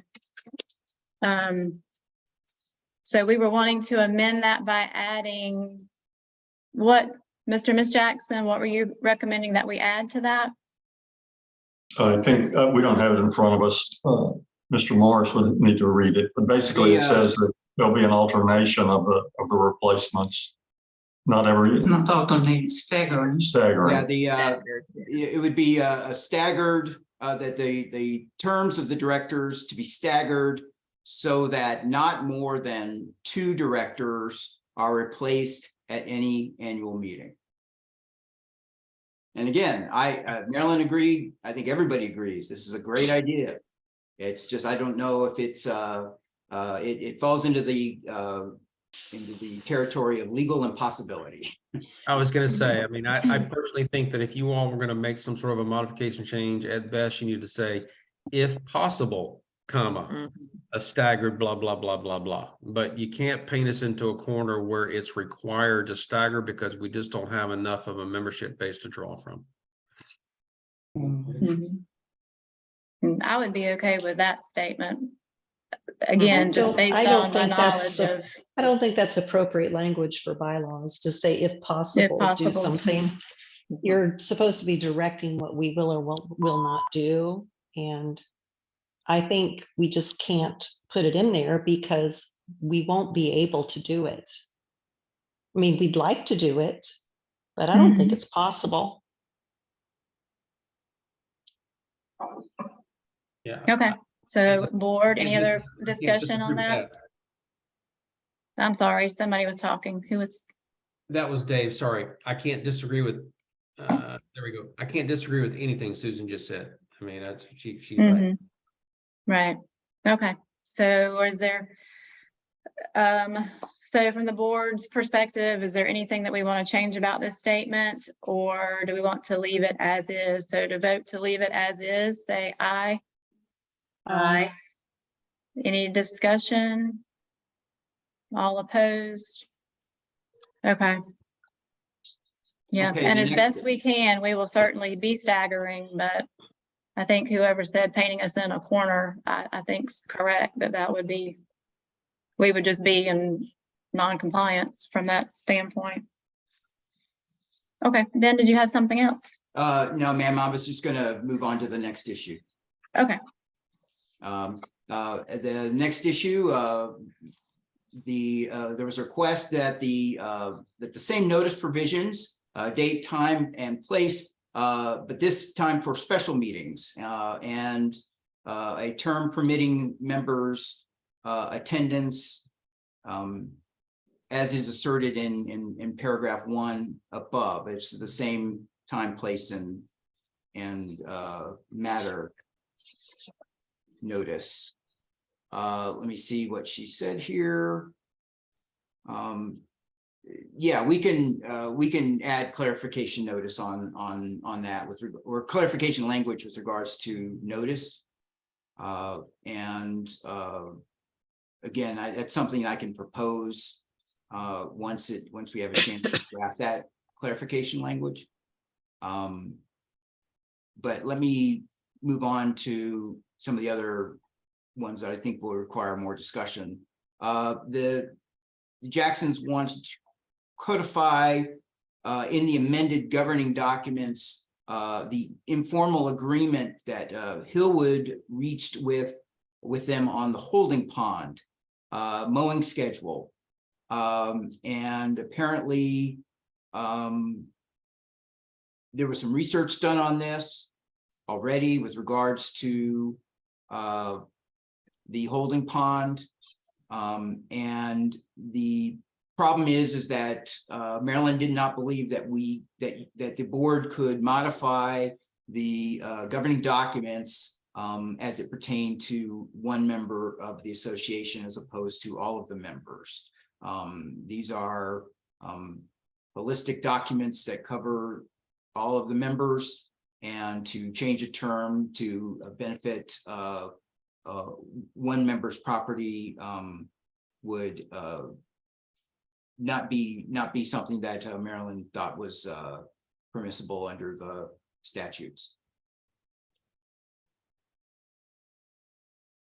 Maryland went on to state that they had researched the idea that if the county took over the maintenance of the holding pond under the provisions of Article 2, Section 1, that allows the association to deed Hillwood property to the county, that the county would mow the holding pond, but only 2 times a year versus what's currently being done by the board, which is 5 or 6 times that are now being scheduled. And so not only would the decision to make these changes be in disagreement with the holistic nature of the documents, the governing documents that apply to all 30 members, but that the Jacksons would not benefit nearly as much because the county had only discussed mowing the lawn twice a year versus the 5 or 6 times that gets mowed now.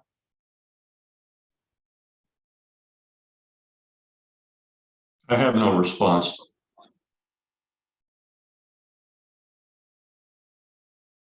You can move on. Okay. Sir, did I accurately describe your concern?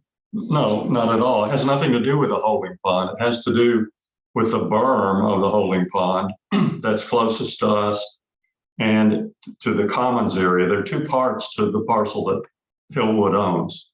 One part is a retention basin. It's not a pond either, because it almost never has water in it for more than 24 hours, and that's infrequent. And then there's actually the 3 parts. So there's the retention basin, a berm that keeps water from coming out of it, and then the commons portion, which is where originally, I suppose, the association intended to put playground equipment and that sort of thing down there. So it's the commons area and the berm that shed seeds into our property when weeds grow there. And it's not a benefit to us for you to mow. It's a duty for Hillwood to mow to keep us from being harmed. The same way if one neighbor in Hillwood was mowing his lawn 2, 3 times a year and letting seeds come from weeds that were growing up very high and go on to another neighbor, you would stop that because you would consider it a nuisance. Well, Hillwood has acted during the time we've been here as if they do not consider themselves a nuisance for causing that kind of seed rain on or seed wash onto our property. I was looking at I'm thinking about the plats, Jim. I don't recall. I know the first 3 lots in the association are lower than anything else, and they take in and are required to take in all the water from down upstream. Is your lot lower too? Does it that? No, only a very small part of it is lower. Okay, but it does run onto your land. The water Well, it does. runs on my, no, we're not talking about overflow. We're talking about natural sheet flow of rainwater when it rains hard. Anything that's not part of the earth and some little grains of sand that are wash across the surface. That's surficial flow or whatever you want to call it, sheet flow. That moves seeds that have been popped out of plants there growing there. That's what I'm talking about. What in a perfect And we have world, many more what weeds solution would close to you the advise? property line than anywhere else. I apologize. I was speaking over you, ma'am. Can you repeat what you said? I said, we have many more weeds close to the property line than anywhere else Anywhere else on our property. on our property, right? In a perfect world, what solution to this problem would you recommend? To have the mowing done the way it was agreed upon and codified in the document. And you don't believe that's being done? No, I don't. Okay. Well, what do you mean? You just said Ms. Morris says it can't be done because it would be benefiting us and so on and so on. That's not, it's not benefiting us. It's a duty that you have to whoever owns this property to not shed weed seeds onto them from your property. That's a duty, not a benefit to the person.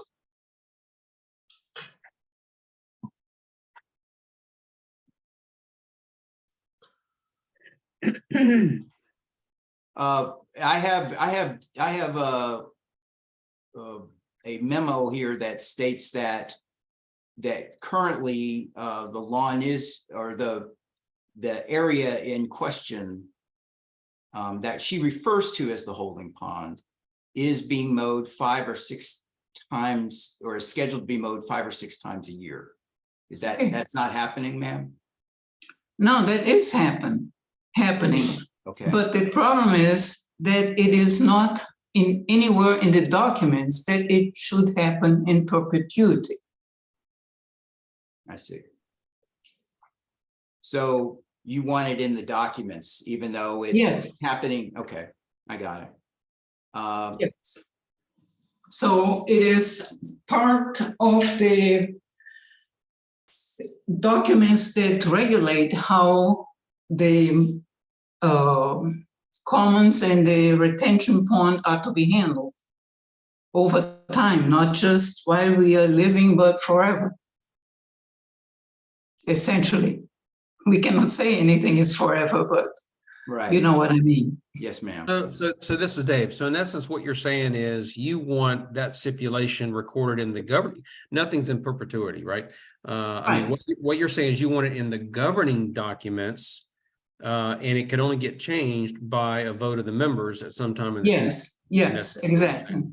It can't be simply a policy matter because in other words, a change can't be made by a couple of board members that, let's suppose you can't find 4 board members, you have 3, then 2 board members could decide to cut the mowing back to two times a year, for example, the way it's currently is. And that could easily happen. In fact, Kevin Langston tried to make that happen in 2016.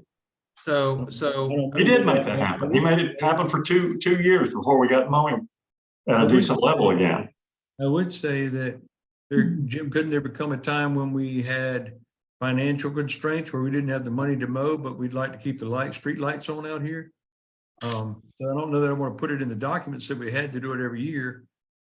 If we had to raise property, our dues or whatever to be able to afford it. If you have such financial constraints that bad, you'll be using that property, the flat part of it, as a community garden, which would be fine with us too. Okay, You're making up hypotheticals that are very hypothetical. So I'm just curious because I just don't know. Jim and Ursula, how often would it get? How often? And this is Ben's question. How often would it get mowed to meet the requirement, regardless if it's in the governing documents or not? What 6 times was what we have been having, and that's still not adequate. We have to go out there and we have to mow. For example, I need to mow now if I want to control the little Medicago that's there. So we still have to work on it. But if it's not mowed at least 6 times, then the grass gets too high to deal with the weeds. The weeds are seeding and so on. That's what you've been doing since I guess 19. So 3 or 4 years, maybe it was 20, I don't know. But it needs that much if you're going to keep weed seeds off of us. It also, go ahead. So here would be my suggestion. My suggestion would be that the perfect place for this to be addressed is annually when the board is preparing the budget for the next year. And when the members have a chance to attend board meetings and a chance to vote on, isn't that the time to say, board, listen, for this next year, please budget enough to mow on average 6 times throughout the year or 9 times, whatever it is. Please budget for that amount for these reasons, because those seeds in the common area, they're getting onto our area. It's producing. No, I don't want to make this argument. I want to make this argument every year. Look, we had a perfectly good arrangement until 2016 when the board blew it up completely. Ursula and I were mowing it sometimes with our little push mowers, our little walk behinds. And we were having one guy who I had found who would mow it pretty cheaply. And it was all getting done for less than you're paying now. And then you kicked us out from doing it. You said you didn't want us to, and in a very underhanded, dirty way. You did that. Not you personally, but the board did that. And we're not going to make this argument every year. No, we'll handle it another way. You either mow it or we'll handle it another way. That's the bottom line. The 6 times a year, Jim, would be sufficient when you say you would either mow it or you don't? 6 times a year? That's what Yeah. we're saying. That's Yeah. that's what's needed to keep the weeds from getting up a foot tall and so.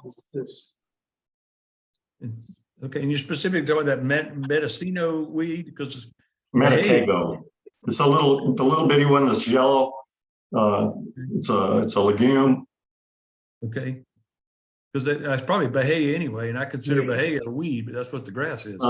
This is not a grass. Anyway, look, I'm going to mow it. If Hillwood mows it 6 times, then we'll accept the conditions, whatever the conditions are that 6 times creates, then we'll take care of the rest. That's what we've been doing for 4 years now. Let me tell you this, Mr. Jackson, because I see your point, and I understand maybe the history that has occurred. But the longer Hillwood continues to mow the property that's at issue here 6 times a year, and even though it's not in the governing documents, they do it year after year after year. Every year that goes on without change, the harder it will be for Hillwood to renege on it later. And so it may not necessarily have to be in your governing documents for you to have some peace of mind that this will get done. Because the longer it goes on, the harder it'll be for the HOA to say, oh, sorry, we're not going to do this anymore, especially if there isn't a valid reason for it. Now, apparently there was money is a valid reason. And so, but that's an issue that's in the past, and I don't know if it's necessary to relitigate it, but you can at least keep that in mind moving forward, that the common law says that the longer somebody does something, even though there's no binding written instrument or document or contract, the harder and at law it is for that person to stop doing that thing. Because it's called promissory estoppel, and it's a reliance. When you rely on somebody to do something for a certain period of time and they continue doing it, even though you don't have a contract or a binding document, it makes it much harder for that person just to stop doing it when that other person was relying on that service. Well, it was a quasi agreement. We debated this by email and so on, and we made the stipulation that if it was mowed to that degree, actually we wanted it to be mowed in a different way. It came out to the same amount of total mowings, because the holding pond does not need to be mowed as often as it is, but per se the holding pond, I'm not talking about the commons. But we stipulated that we would not take this to court if it was mowed to a certain degree. So there was an informal agreement in that sense, and Hillwood has mostly kept up its side of it. okay. Well, I would hope that they would continue to do that to avoid Yeah, let's move on. Okay. Madam Chair, can I move on, please? Yes, please. Okay. There was a request for the Architectural Review Committee meetings to be noticed, date, time, and place, and that all members would be allowed to attend ARC meetings. This issue is actually covered in paragraph 1 above. Again, we can make a small language change and fix that issue. I don't believe that requires a vote by the board, unless you think it does. But this would be, again, a minor. It's just referenced here as a small language change can be made for clarification. So this is Dave. I'll just simply say, I mean, that is that's just basic Florida Statute 720 that any committee meeting, in this case architectural committee meeting, it's got to be noticed and open to any and all members. So I agree with Jim. Jim, though, I would say that is already provided by Florida statute and I presume by our governing documents, but I would agree that any committee meeting to include architectural is going to meet. It has to be properly noticed and open to all members. That's a change that's effective with the law change. It has not, heretofore, that has not been the case. But the law does state that it has to, my recollection is that the law states that now it has to be a noticed meeting. Is that correct? That has not been the case in the past? It has not, because most of the decisions are like, can I paint my door black? The ones you ask, you know, and it needs to be more rigidly enforced, but in my opinion, but they're very simple matters, you know, is this house color? You're supposed to ask what color you can paint your house. Those types of things were typically in there. They weren't huge things. Yeah, but but Kevin, that's not what we're talking about. What I'm saying is that Florida statute, whether it's 718 condo or 720 HOA, is always required that if a committee is going to convene to make a decision, any committee meeting is got to be properly noticed and open to all members. That's all I'm saying. Okay, I did not know that. Okay. But that, to your point and to Jim's point, that has not occurred in the past. We do not have a notice. It's basically two of the three people making a decision on whether or not again, it's not enforced to the level that I believe it should be, but it's been basically on fence height, fence location, and colors. And the Architectural Control Committee, and I've been on it most of the time I've lived here. I don't think we've done anything controversial. Jim, you can correct me if I'm wrong in that regard. We may not have enforced it always because sometimes people just do stuff and don't ask. And it's been rare that we've gone down and said, stop it, don't do that. You didn't ask for approval to paint your door.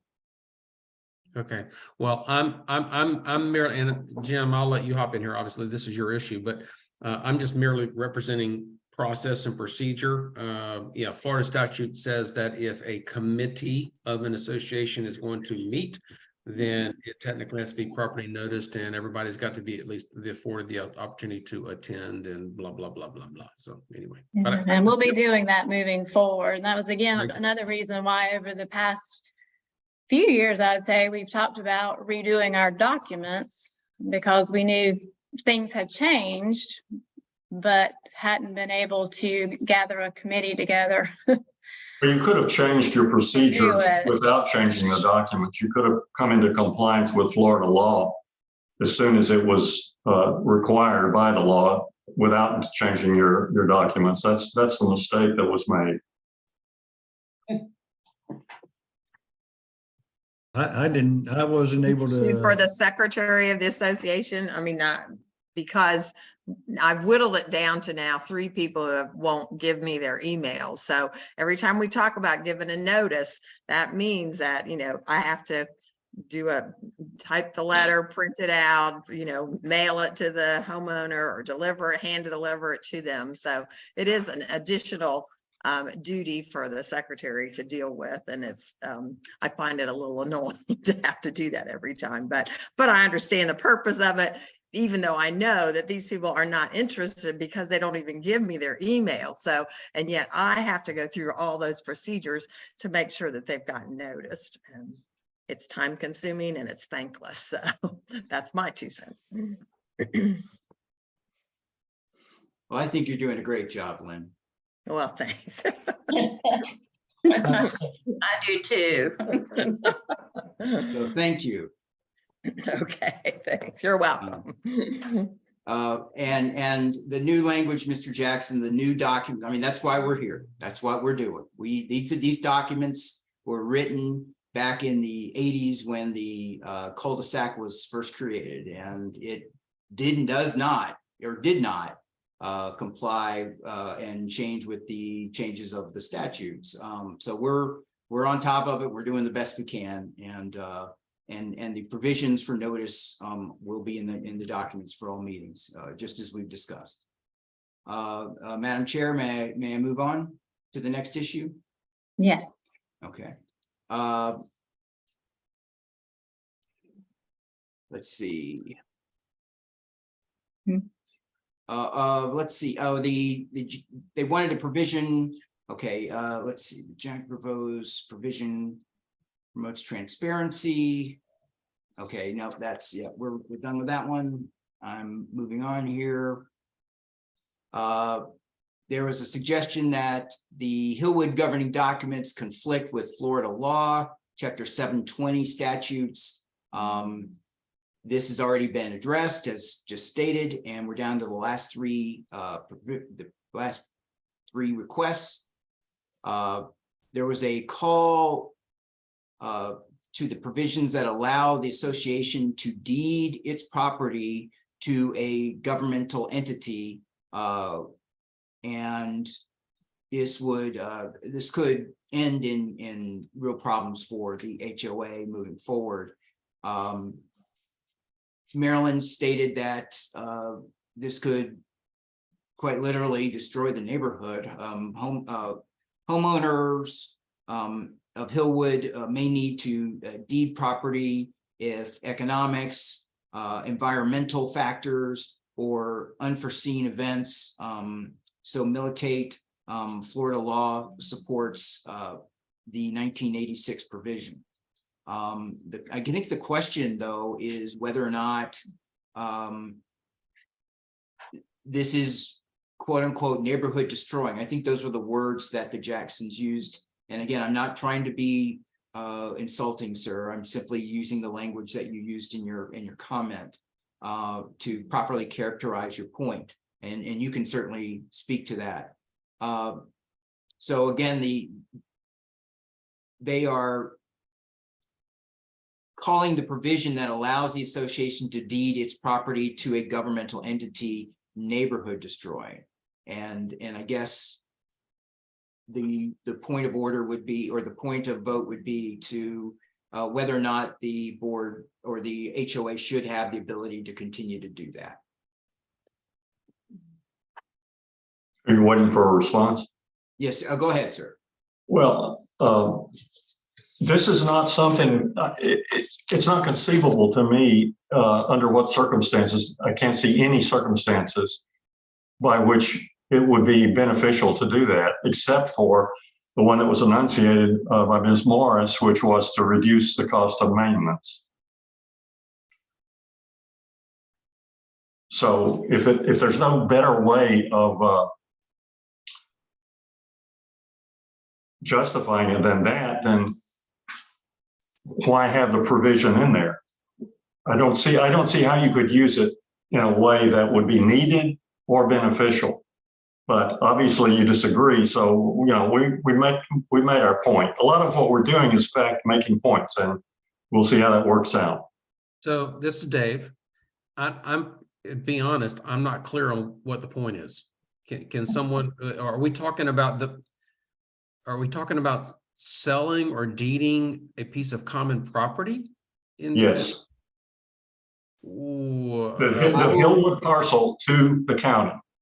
well, okay, so I can tell you right now, and again, I'm representing Florida Statute 718 because I asked this very exact question as it pertained to our condo association that I was part of, and I gotta believe it's the same as 720, but I'm not positive. But assuming it is the same, then each of us 30 owners, we own 1/30 of that common property, any common property in Hillwood.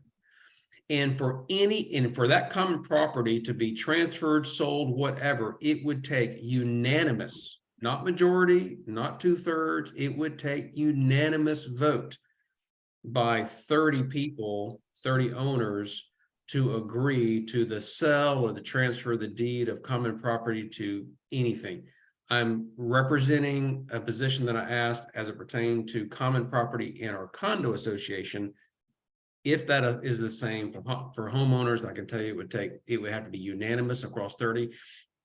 And personally, I think that is, that's like almost that's a bridge too far. It would never happen. But anyway, correct me if I'm wrong, Benjamin. I'm trying to look it up now and be able to show you, so bear with me. If anybody else has, Mr. Jackson, if you have a retort, please feel free while I look this up. I wish I thought of that before. Jim, I'll just say I specifically, again, when I was president within the last year and a half of a condo association in Panama City, and it's of 800 owners, we specifically we're going to entertain, could we sell a piece of common property and use the proceeds to go do something else in the condominium property? And we were quickly advised by the attorney, it would take the unanimous vote of 775 owners to actually sell that. And of course, everyone knew there's not a chance in hell, that you could get 774 yeses and one no vote and it would not sell.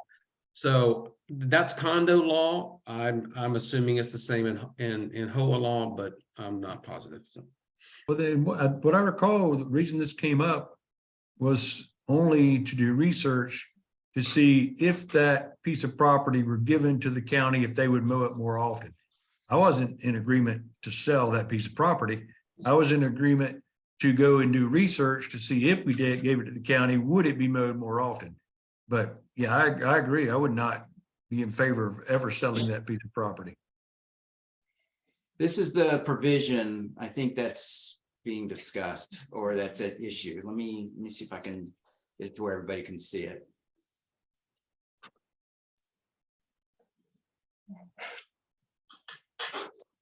No,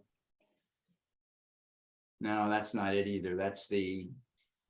Well, and let me just also say, Jim, in the story that I was showing, what I just said, none of that was in our governing documents. It was our attorney was saying, whoa. It is in Florida statute that each of you own a percentage of the common property and it's unanimous vote. So I would not expect that to be in our governing documents, but I'd bet a lot that there's no way that the board or anyone could automatically deed any piece of their common property away without unanimous vote of our owners. So.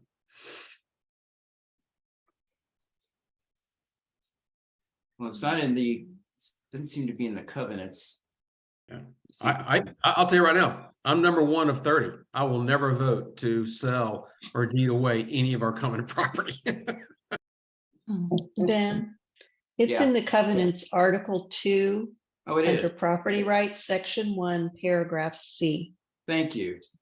You're welcome. Yeah, when you're doing the Zoom and the documents on the same computer and Right. you're working on a pedestal so that people can see you, it's hard to do research at the same time. Okay, so it's in the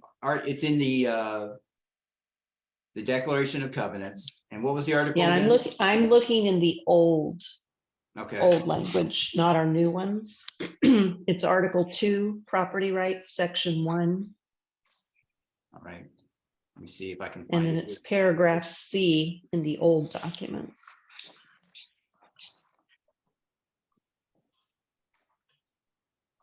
It's the same in the old and the new. Okay. That's what I thought, but I wasn't sure because I don't have the new ones in front of me. I just have the old ones. The owner's easement of enjoyment, every owner shall have a right and benefit of, here, I'll need to go ahead and put the share screen on so everyone can see this. Yeah, so I'm reading that now too, what Ben is about to share his screen. And so interpretation could nullify what I was saying from a condo standpoint, that 2/3 of the members could theoretically dedicate or transfer all or any part of the common areas to a public Yeah, agency. it's just the common area. Yeah. The right of the association to spend an owner's voting rights.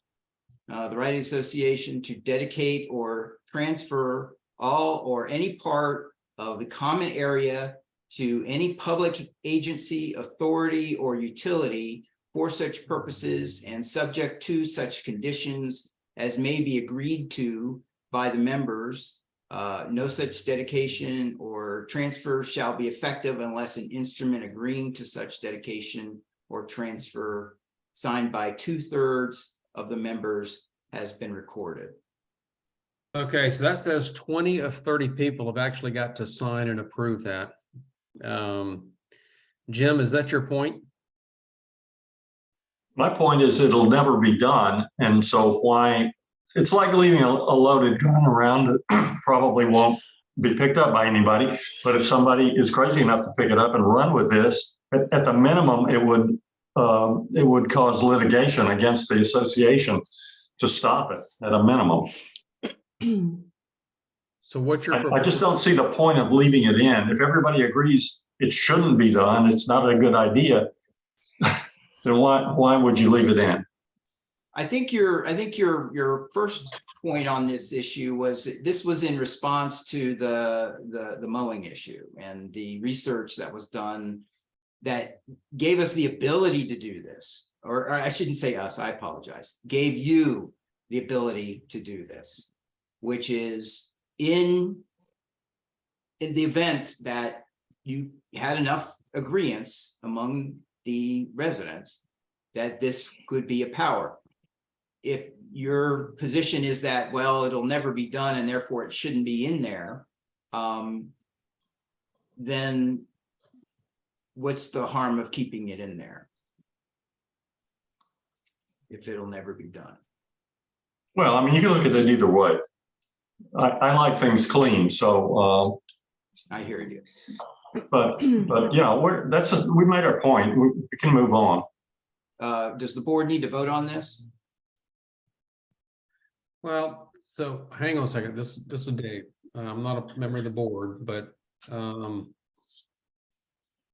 just rereading here what Jim is talking about here. So we're talking about property rights. We're talking about owner's easement of enjoyment. That's the section. Every owner should have a right and benefit the common areas. And then we're talking about the right of the association to dedicate or transfer all or any part of the common to any public agency, authority, or utility to such conditions as may agree to by the members. So, all right, so here's my comment. I'm not sure what I'm reading there. meaning, I'm a little bit in Jim's camp here in that I just want to make sure that in no way suggests that 2/3 of the members could vote to dispose of the common property. I'm not sure that's what it's saying, but if that in any way is what it's saying, then I also would object to that, but I'm not sure what an answer is. I'm thinking it's exactly what it says. The way I read it is that's what it says. It says basically that if 2/3 of the members agree, any part of the common area could be transferred to the city or the county or the state, not to another member, not to another resident. It can't be sold. This isn't a money transfer. This would be a quick claim deed of some type that would allow the county to take care of the land. That's what I mean, the provision, as I think most of you know, was created because of the dispute over the mowing rights issue. And No, it wasn't. It has always been there. It's been in here since 1986. Right. you're right. And You're right. Maryland's analysis is that Florida law supports having this included. And we can't foresee into the future what will happen. We don't know what kind of energy sources we'll have in the future. Who knows what people might need to do in their neighborhoods in 100 years. Let me back up because I want to add something, because if you'll remember there was was there not a component with regards to how much the county would be able to mow if it? No, that's just a separate issue. Is that a separate issue? Yeah, and I wish Marilyn was here because she did, I think, look into just briefly, what would it require to transfer the common area? And I just remember what she found out was so prohibitive. We were like, there's no way we'll ever do that. All I've got here in her memo is it just says Hillwood may need to deed its property if economics, environmental factors, or unforeseen events so militate. Florida law supports this 1986 provision. So you're right, it was an original provision It doesn't have anything to do with mowing. I got that confused with something else. I apologize. However, what she stated here is, as was stated, you never know what the future may bring. And since the provision was in the original documents and it is supported by law, it could stay.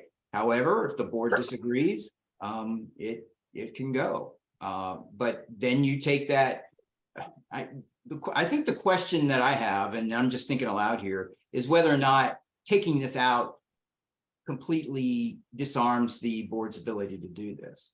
It does not. No, you could make a new amendment and get that through. If you could get 2/3 of the members to agree to this, then they would agree to an amendment to allow you to do this. So Right. be right back where we are. So that's possible. Okay. All right. Well, then that's, I think, is that clear enough for the board to vote on, or do we need to discuss this more? The question being, should this provision be removed from the covenants altogether, or amended, or should it stay? I'm in favor of leaving it because Marilyn said Florida law supports it.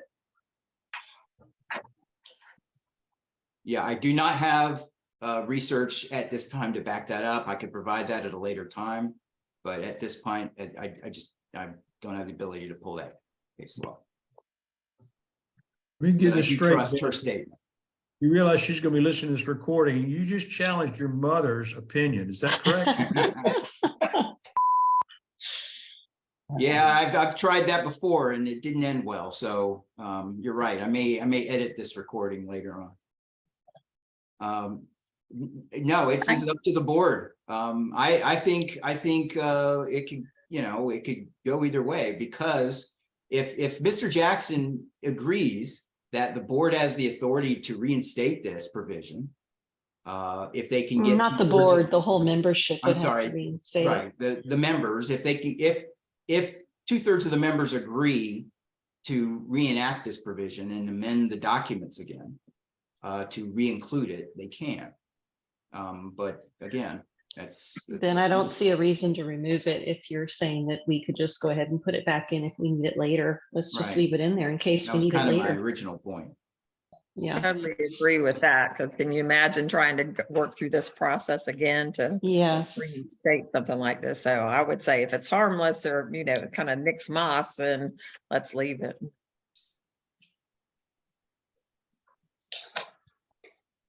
I move that we call a vote to leave it as is. Can I do that? Sure. Okay. I'm indifferent on it. Quite honestly, I could leave it in or take it out. I think it's probably best to just leave it in.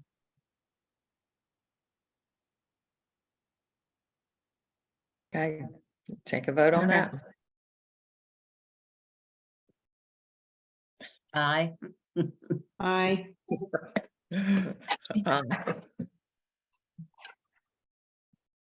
Okay. Well, it passes by majority, so there we go. all right. Okay, the language stays, and we are to our last point. The Jacksons wish that the wording changed in Article 4, subsection F of the Articles of Incorporation, and I'll pull it up in a second. They would like the Board of Directors, quote, to draft, end quote, proposed amendments instead of their, quote, adoption, end quote, of a proposed amendment. Marilyn wrote here, since the way Hillwood's governing documents are amended by 2/3 of members signing their agreements with the proposed amendments, neither of these terms will be of any consequence to the outcome. that was her position. I'll go ahead and find that provision and let you look at it. And that was 4F. This is Dave. Jim, I'm not sure I understand the concern that he just relayed on your behalf. Yeah, same.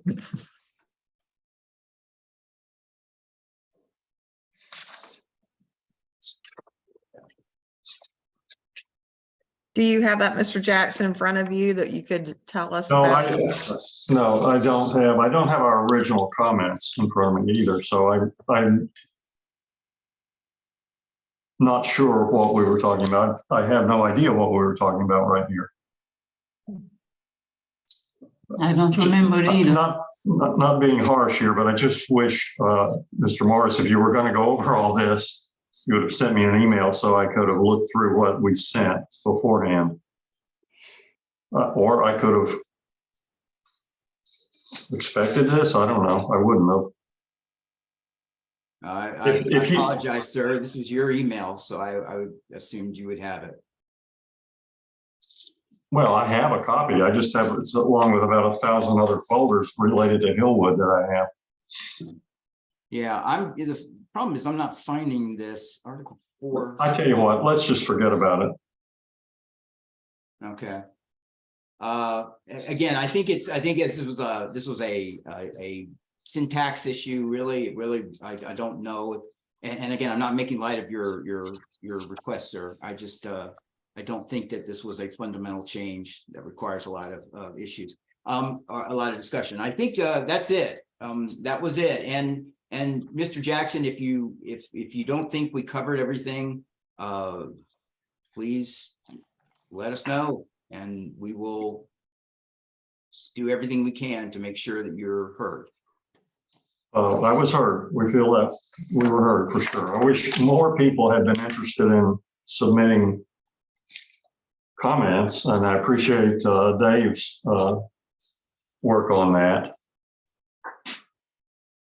Well, everyone has worked very hard on this, and Mr. Gillespie's been a great help, and you've been helpful as well. I'm sorry we couldn't honor everything that you requested, but we certainly wanted to let you have an opportunity to say your piece, and we have listened and discussed everything, I think, in good faith.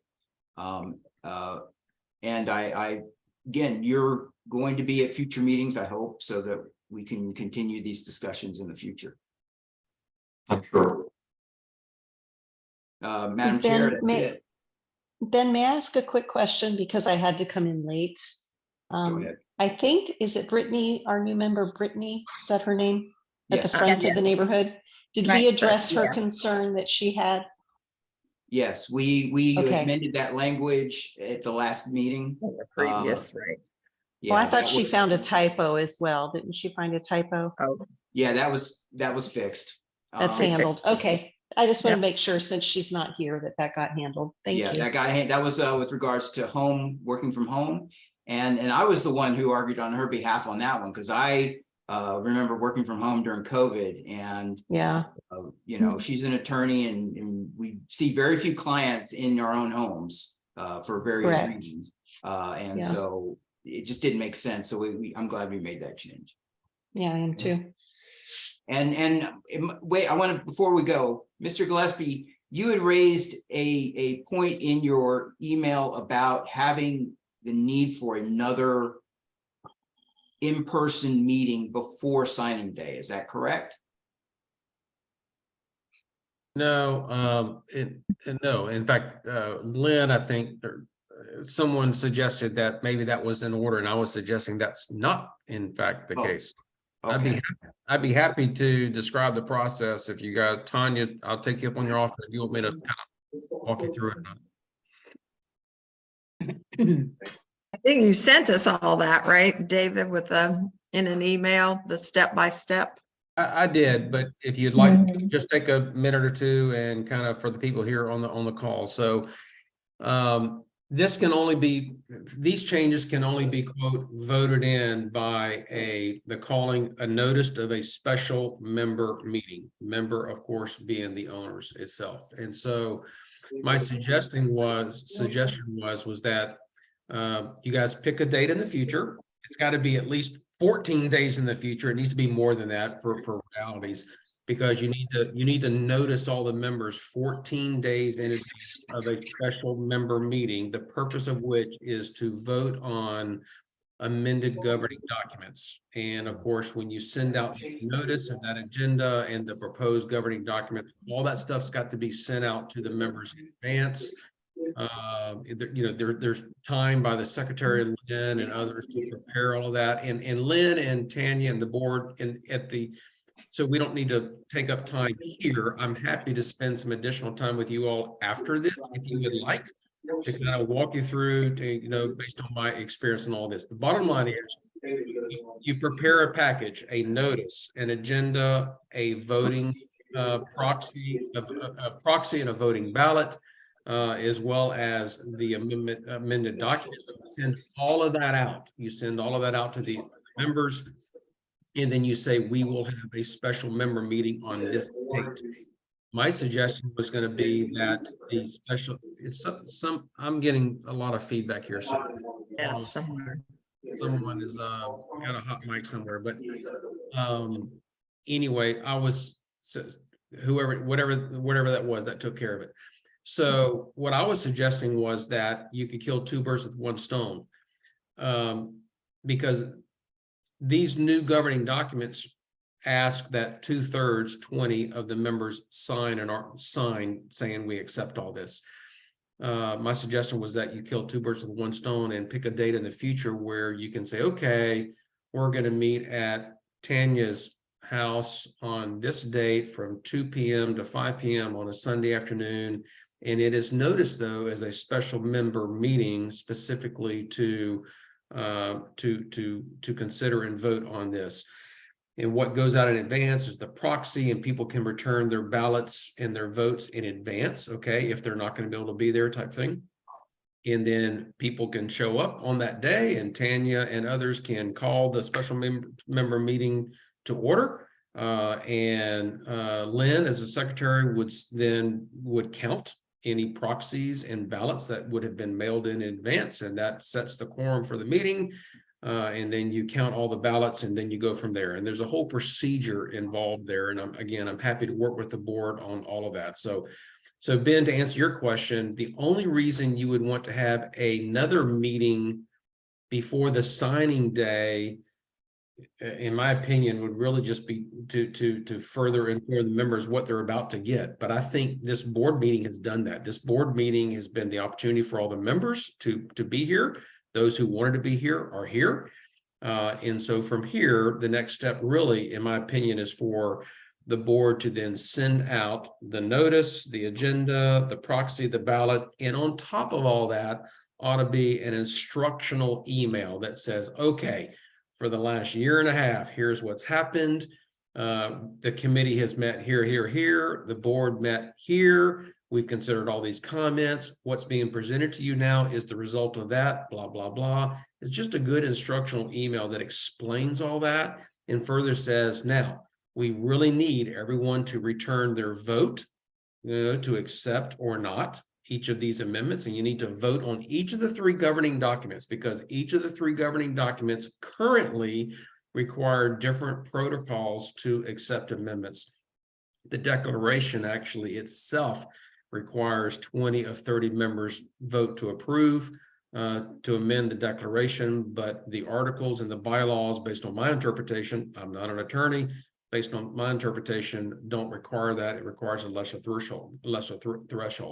Once all three amended documents are approved, hopefully by all of us members, the new threshold is going to be a standard. It's going to be a 2/3 of all members, 20 of 30, have got to approve to a vote to amend any of the three going forward. But as of right now, there's different thresholds for each of the three. And you do all that in a special member meeting, which can be synonymous with a If you show up and you've voted to approve, thank you very much. Now come over to this next table and sign this joinder type thing. So it can kind of be an event that can kill those two birds. So That's, yeah, I'm glad you mentioned that, because that was the plan. Was instead of the ballot, the joinder is in essence the ballot. By signing it, and we're hiring a notary that's going to be there on this special day. And the only difference, I think, than what you described that we had thought about, and I don't think legally there's a difference based on our research, is everybody being there at the same time. Instead, we're going to have a window of time. We're going to have a set location, and the members can come during that window to take advantage of the free notary service and execute all 3 documents in person with their identifications and the whole bit. And those joinders would basically be, in essence, the ballots, improving the vote. Now, if they don't want to sign, they don't sign.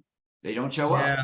I still really think that it's important personally, based on my own interpretation, and again, based on my experience, again, condo, not homeowners, that people vote to approve or not changes to each of the 3 governing documents. So I still think it's important that people fill out a ballot. 3 questions. Do you vote to approve the amendments of the Articles of Incorporation? Yes or no? Same for declaration, yes or no? Same for bylaws, yes or no? I think it's important for all 3 to do that, because when you, so let's pretend we're on a Sunday at 2 p.m. and we're at Tanya's house, and Lynn is there, and Carla's there, and Susan's there as the board, and they convene the meeting. You need to establish a quorum, and part of establishing the quorum is you count the proxies that have been mailed in. Boom, you got quorum. That's step number 1, and then you can go to count, start counting and registering all the votes. So our end game is exactly the same. The end game is exactly the same. There's just a procedure that just to follow. So we can get this figured out.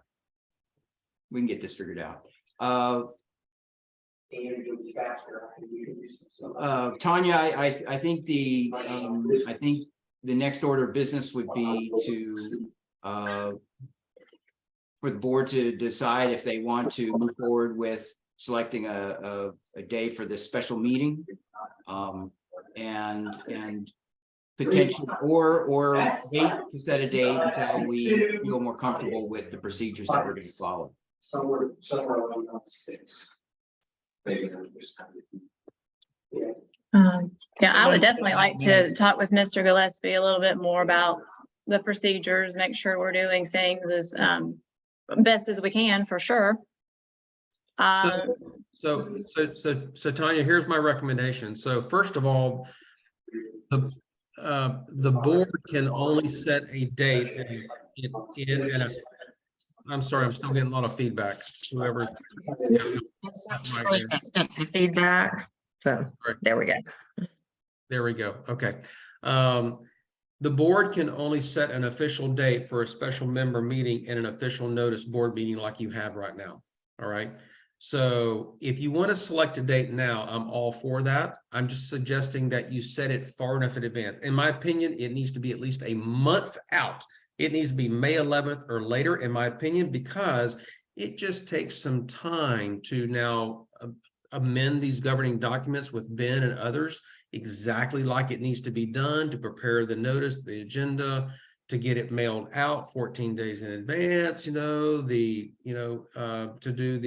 affidavit, that Lynn, I sent you as well, that you've actually sent it. You need to give yourself some time. So if you set a date now, I just think you need to do it a month or later, okay? And then once you set the date, then absolutely, Tanya, I'm happy to sit down with you, Lynn, and whoever else to actually go through the procedures. Just don't constrain yourselves too much. May the 14th is Mother's Day, and then the 21st is open. The next weekend is Memorial Day, so we definitely don't want those 2 bookends. If we think we can do it by May 21st, because then we start to get into summer vacations and all that. So Let me grab my calendar real quick. Okay. I think, we're all ready to put this process to bed, so I don't want to delay it too much longer, but I also like what David said and give us the grace to, have the time to get everything, because it is a lot to get it together. The goal here But is to get as many people on board as possible, and if it takes another month to do that, that's fine. That's okay. Okay.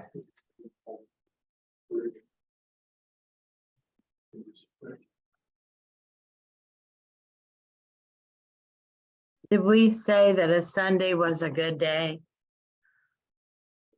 I think that's what we had initially talked about, I thought that so. Sunday afternoon. Mhm. Are you thinking 2 to 5?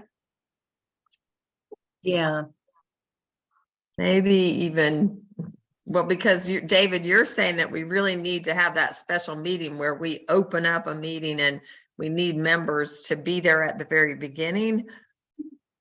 Yeah, okay, but let's define members being there. It's members there that are there in person, and members that have mailed in advance, Mhm. received by you no later than the day before in the mail or hand delivered to you, a proxy that says, I'm appointing the president of the association, Tanya, to represent me on my behalf at the meeting. That counts as that member being in attendance. So it's not just people physically attending, it's people who have mailed in their proxy in advance to say, Tanya can represent me. That absolutely is, that helps produce the quorum that you need. But not necessarily their ballot. You're just saying their proxy. Is that right? Okay. So at the risk of confusing this, the bottom line is when if someone's, okay, Dave Gillespie, let's say I'm out of town on the 21st, I can't be there. I'm going to send you my proxy / ballot, which is what I sent you, but Lynn, I can go through this with you in detail and the board as well. And in there it says, I appoint the president of the association, or I can write in a name and say, I appoint Jim Jackson to represent me, okay, at the meeting, because I've talked to him in advance and he's actually going to be there at the meeting, and I'm appointing him to represent me at the meeting. So now I'm at the meeting by virtue of Jim, because I've appointed him as my proxy. And I'm also appointing Jim to vote on my behalf, specifically to vote in this manner. And I then say, yes, yes, yes, yes, no, yes, yes, yes, yes, whatever it is. He can only vote how I tell him he can vote on the ballot things, right? So. that has to be. So listen, this is really not a bridge too far. The proxies are to your advantage, is my point. When you send this out to the members and you say, members, please, please, please, if you cannot attend this meeting on May 21st in person, we need you to please return your proxy and ballot no later than this date, which is the day before, in my hands. Lynn Janowitz is the secretary, either by mail or come hand deliver it to me. Okay, whatever. You collect all of those, and Lynn, you technically can't open any of that until the day of the meeting. And then the special member meeting, it's officially opened. Tanya then, goes through a procedure, and y'all start opening envelopes, and you start saying, okay, Dave Gillespie, he's not here, but he's here by proxy. And he's here in the meeting by proxy. Boom, that's step number one. Kevin Langston, the same thing, right? And then Tanya, the president presiding, says, okay, please count the ballots. And that's when then Lynn says, okay, goes over and counts. Dave Gillespie voted this way, this way, this way for these things. The same with Kevin, same with everybody else. And then anyone who's at the meeting in person, Tanya says, okay, anyone here in person who has not already voted, please come forth and vote for the following things. And you got ballots that are on site and they can come fill it out. Again, there's a procedure that we don't need to take up now, but I'm happy to walk through the Can board. I ask you a question? Yeah. Does that mean I'm to assume that you have had your ballot notarized ahead of time? No, you do not have to have your ballot notarized ahead of time. I think there is, the problem I'm having is the ballots and the joinders are two different things entirely. That's correct. That's correct. And it sounds to me, Mr. Gillespie, like you are envisioning an actual meeting where 2/3 of the members have to show up at the same time in order to get these documents voted on and approved and to be amended. Is that correct? Defined at the same time. They're there either by proxy or in person At a given time, on a given day. at that meeting. Okay. At 2 o'clock though, it can't be from 2 to 5.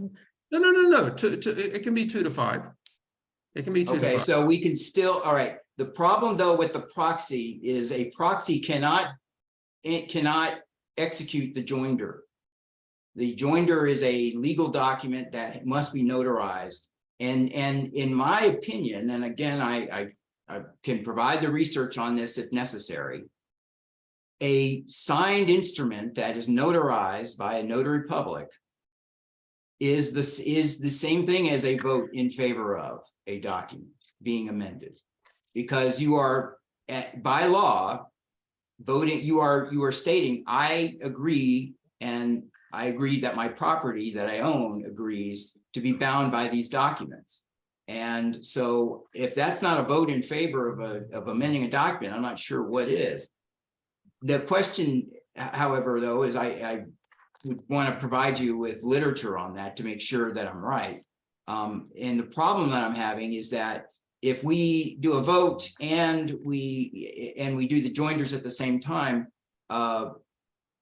the idea of the proxy kind of becomes moot, because a proxy, we could get 2/3 of the people to vote in favor of amending the documents, but if they're not there in person to sign the joinder, it's not getting done. I mean, I guess they could sign it later at a later time and get it notarized. We can still hold the vote. Correct. So I agree with everything you've said, Benjamin, and to include that. So the notarization of the joinder is on top of the vote. That is correct, simply because the governing documents are saying we need people to sign. Right. So what I'm trying to say is. No, I got you. Never mind. I thought my way through it. Go ahead.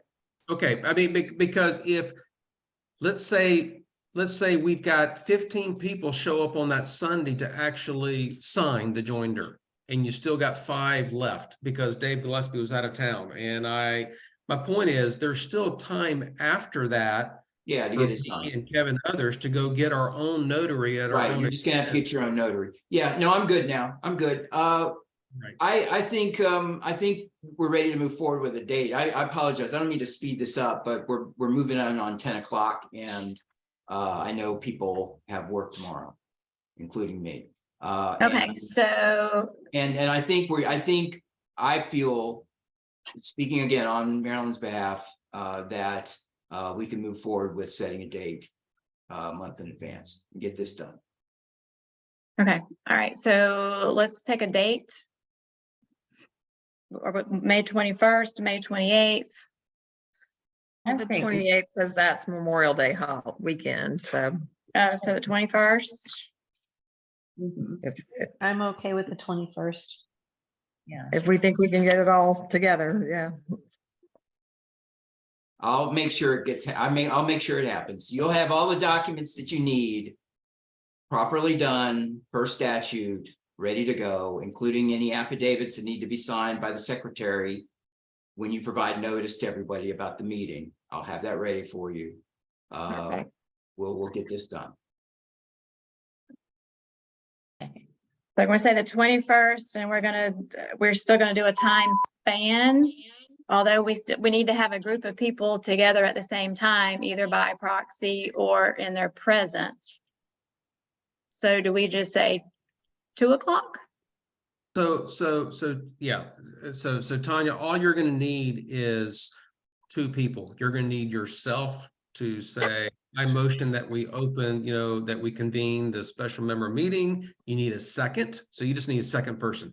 A second to open the meeting is all you need. And once you've opened the meeting, then the meeting can stay open until you've adjourned it, which can be 3 hours later, right? So people can come and go. They don't, and they still count. That's Yeah, Okay. and the notary, what we agreed to would do 3 hours. Okay. At a given time. And the only thing that I can't commit to is whether the notary will be available. But I think giving her a month notice will help. So unless she's got something else going on, I think we're okay. So go ahead and let's go ahead and set that. I'll Okay, get so the notice as well as the affidavit that Lynn is going to have to execute. That states that she provided notice for Florida statutes.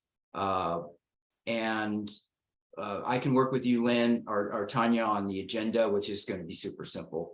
And I do agendas at work at the bar all the time. So Hey, Ben. Yeah. And I don't know if Lynn's shared it with you, but I went ahead and took an example that I used at my association and perfect. Great. went ahead and tailored it for Hillwood purposes. Beautiful. It's for her, if she wants to share that with you, and if you want to consider using it as a start point, it's just another way to be helpful. So thank you, sir. No, I thank think you. it's great. Yeah. Okay. Definitely. Okay. All right. So board, are we all in favor of May 21st for signing day? Can we Yeah. set a time as well, or I guess 2 to I can 5. approve 2 to 5. 2 to 5. Sounds good. And I'm also, wondering if sorry. I'm then just wondering also- if 3 to 6 might be better, just for well, people. that's a long time for me, but Well, and it's your house, so I say defer to you then, Tanya. I'm I good mean, with it's 2 to only 3 5. hours, no matter what, right? Yeah, okay. Yeah, you pick the time then. 2 to 5. Okay. And then board, do we agree that we're going to send these proposed documents to the members for a vote in the future, along with all the additional documents, the agenda and the proxy and all that? Are we in agreement that's going to be sent as well? And is it going to be 14 sent days by in advance.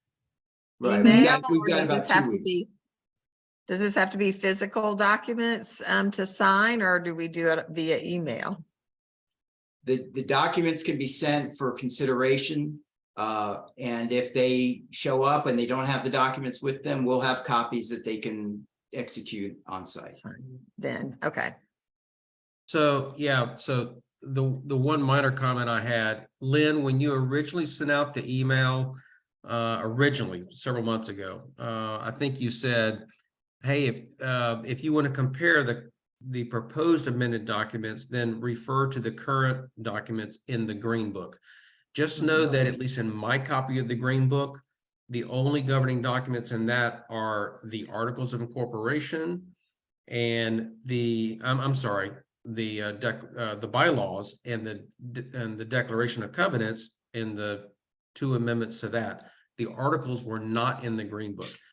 You could have an owner out there that says, wait a minute, I referred to my Green Book and all 3 were not in there. So I had to go find the articles in a separate set of my files. I'm just letting you know that in my copy of the Green Book, all 3 governing documents were not in that. So you just need to. That's correct. It's not. The statute states that if you provide a summary of the changes that have been made, that can suffice with regards to, and rather than doing a red line change document where they can see everything that was modified. I'm in total agreement with you there, Ben. I mean, the summary is fantastic. In fact, you don't even need the summary. Technically, all you need, and Lynn, I'll talk with you about this, but all you need is above each of the governing documents. Since there's wholesale changes, we're not doing the line in, line out. As Ben was just saying, that is an option. You just need that one statement up there that says there's been substantive changes to this, refer to current governing documents, basically, to compare. And the onus is on the member to go do the comparison, which is what Ben is saying. So, yeah, that's all. Ben, I was just simply saying that the original email that came out said, hey, go to your green book and you can see all the current governing documents. Well, one of the three governing documents is not in our quote green book. That's all. I got you. Lynn, is it okay if Marilyn or I draft the notice for you to send out? I would be so insulted. No, that would be perfectly fine with me. Just making sure. And again, Ben, I put, what I sent to Lynn was it's got a proposed notice, agenda, and proxy and ballot. So. Right. Yes, I've got I've got that notice, And agenda, ballot, and instructions. And it's got a template affidavit in there as well that we've used. So Awesome. Thank you very much. That'd be very helpful. So David, are you going to send those to Ben, or am I going to forward them? would you mind forwarding what I sent you? That would be awesome. But Ben, listen, feel free, if you don't have my email, then reach out to me if you got any questions on what I've sent. So Yes, sir. Thank you. and by the way, what you're going to get were prepared by our attorney for that other condo association for what it's worth. So I will happily steal his work. and oh, by the way, he is a homeowners and condo association lawyer in particular. That's all he does. So Good person to know. Yeah, just don't tell him I did it. He'll send me a bill. That's exactly. He sent me plenty of bills. Speaking of bills, I think, Benjamin, you need to bill some of these hours that you've been spending. Yeah. Honestly, that's. Thank you. Yeah, no, Yeah. This is all, I'm a volunteer now. I'm gonna be. I'm not sure why. Your registered agent in the future, and so no more bills. Ben, thank you very much for everything you've done for us. Appreciate it. Oh, no worries. And look, my mom's done 10 times more than I have for not only on this project, but I know for other projects for Hillwood, and she loves living there, and it's a beautiful neighborhood. And you guys probably see me walking every once in a while down there. I use your neighborhood to walk in because mine has got too much traffic. Thank you for allowing me to do that. And I just want to say publicly, yes, your mother has been just a remarkable person, here in the neighborhood on the board front and everything else. So thank you. Yes. Yes, sir. And what we charge for you to have the privilege of walking in the neighborhood should offset any future charges, Ben. You got it. That's a deal. That's a deal. All right. Do I have that right in perpetuity?